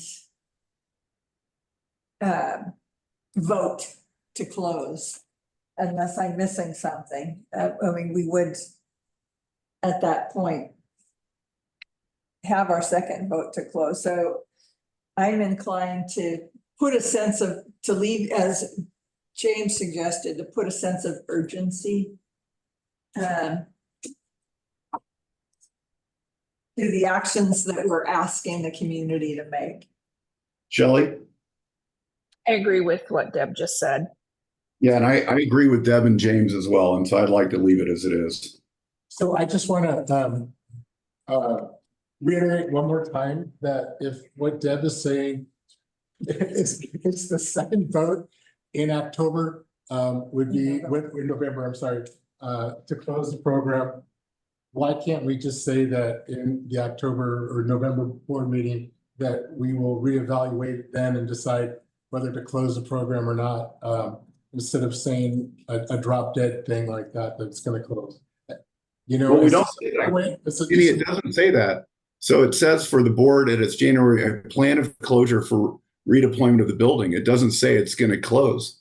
It just says that here's the plan. I think embedded in that notice in November of 2024 is going to be further consideration, period. So Mr. Chairman, I might have a comment. Besides a historical aspect, you're also trying to signal the community with these resolutions. And I think the question is, what signal do you want to send? And who do you want to send it to? In part, there's two signals here. Number one is to the assembly in the city, right? The board has decided under its authority to do this unless the city reinstates its historical. Other signal is whether or not there are others out there that want to help contribute to these programs. The largest one may be Search. And I know that, you know, the mayor has set up a meeting on April 2nd. July. I'm sorry. July. July 2nd, sorry, I said April. But anyways, so you are also signaling to the community, if you don't do this, then we have to do that.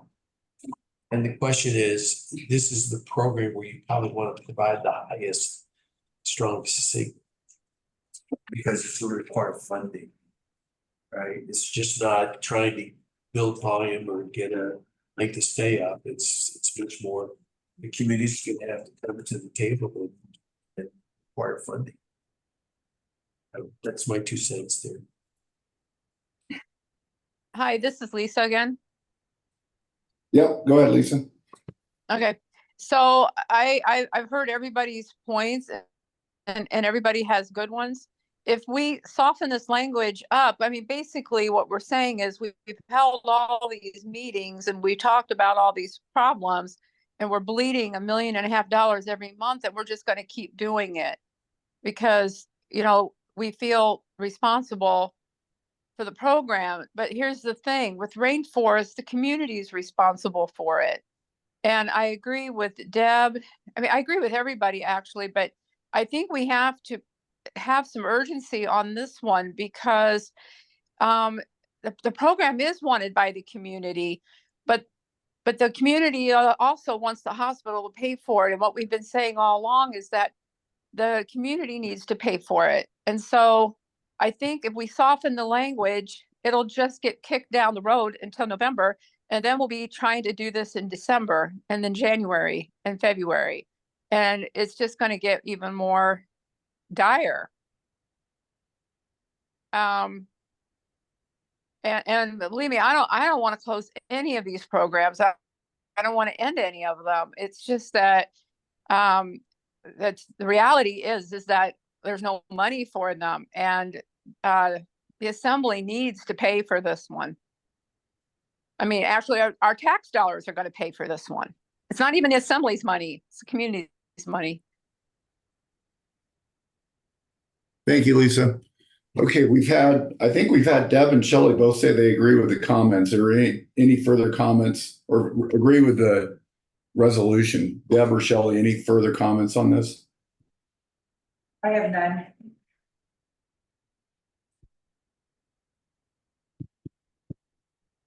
Shelley? I have none now that I've turned off my mute again. Oh, there we go. Thank you. Okay, so that's the last one.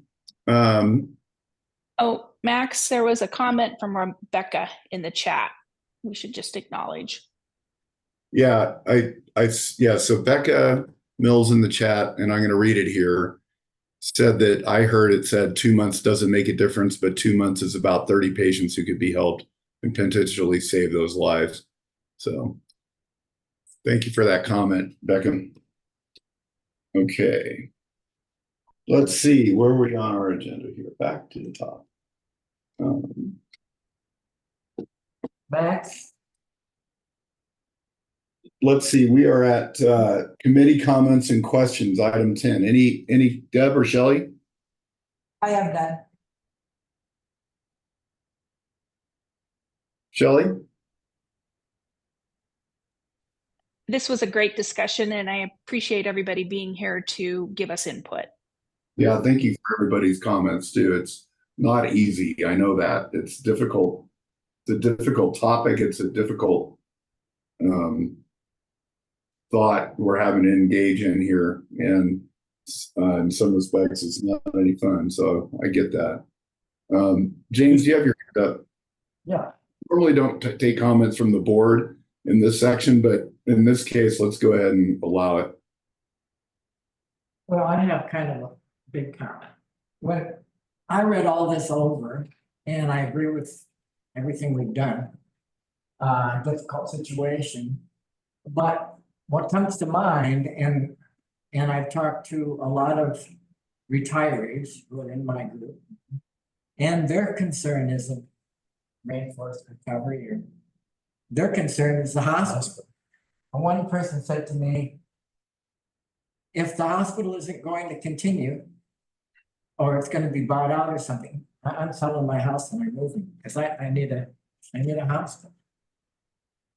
So I made up a. If you don't want, you're not interested, that's fine with me. But. I think that. Pardon?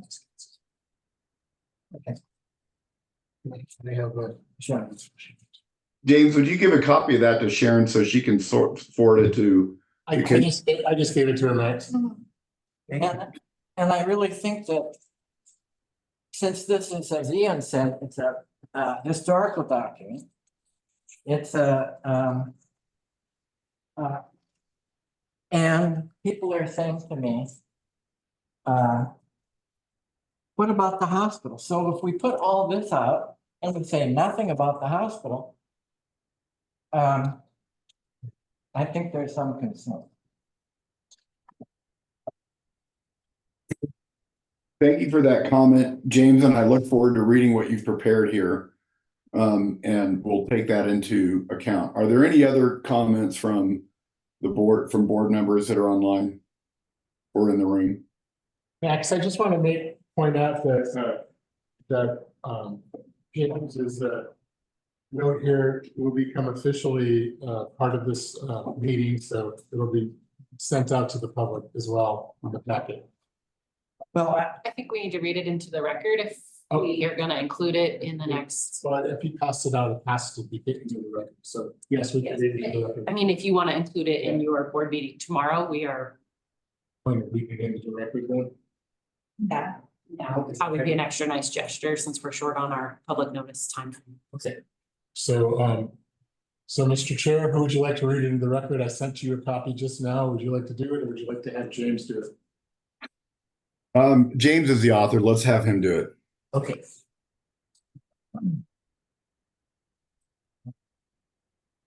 Well, you all have a copy in front of you, so you can all read.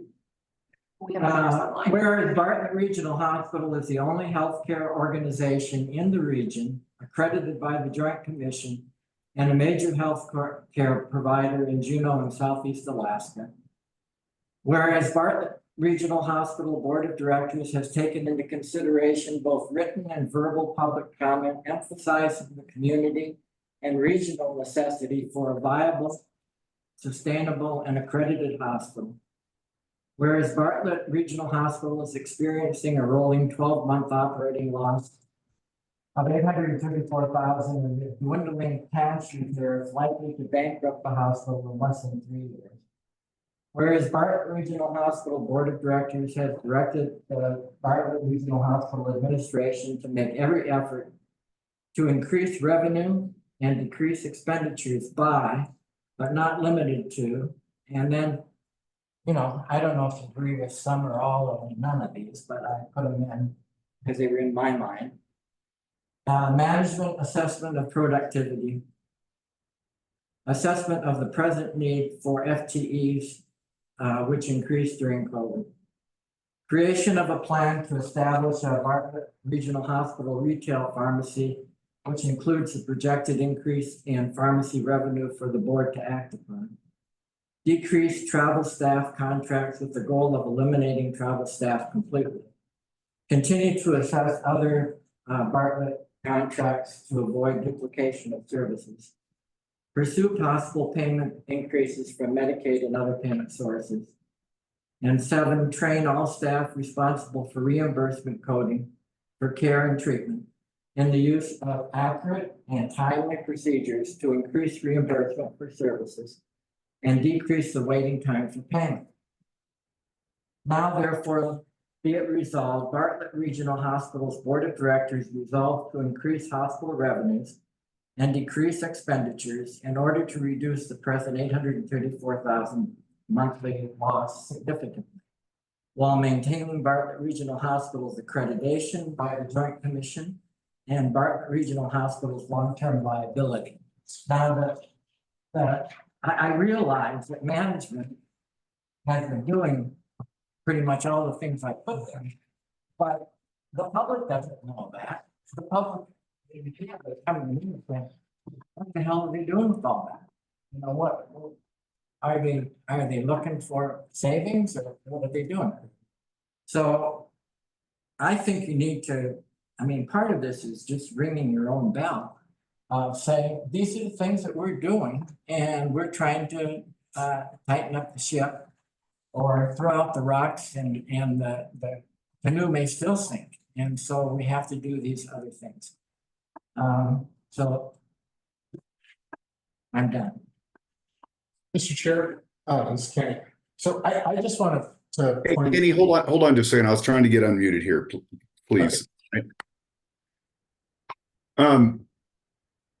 James, I appreciate the energy and the time you've taken to put this together. We cannot take action on this in any way today. This resolution it wasn't part of our agenda. And Kenny will have to take it up identify how to introduce it, if he can introduce it for tomorrow's meeting. And then we need to have the further discussion about this item. We need to stop now. You've presented it. We handed it out to everybody. It'll be made available to the full board. But at this point, the discussion on this needs to be at the meeting tomorrow if we can. I just want to make sure we're not violating any rules of order here. So with that, are there any other comments from the board? Mr. Chair, comments regarding the resolutions, or we're still specifically talking about the original resolution?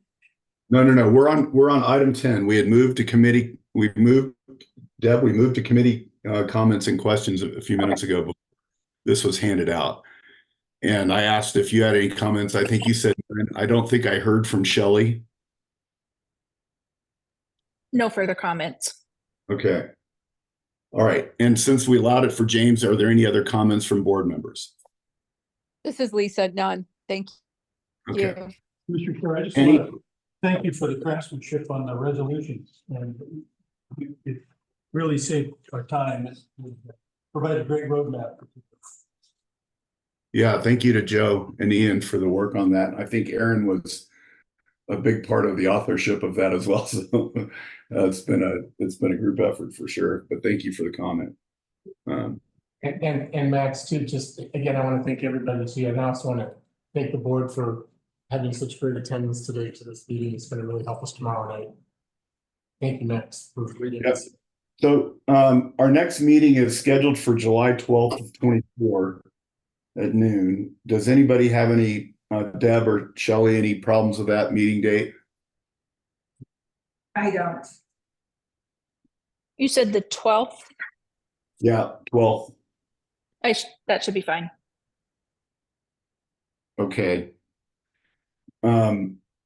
As part of the calendar, okay, I think that's good. We can end it there. That's Kenny, I'm going to give you a call here after the meeting. Thank you very much. We're adjourned. Thank you, Max. Thanks. Thank you.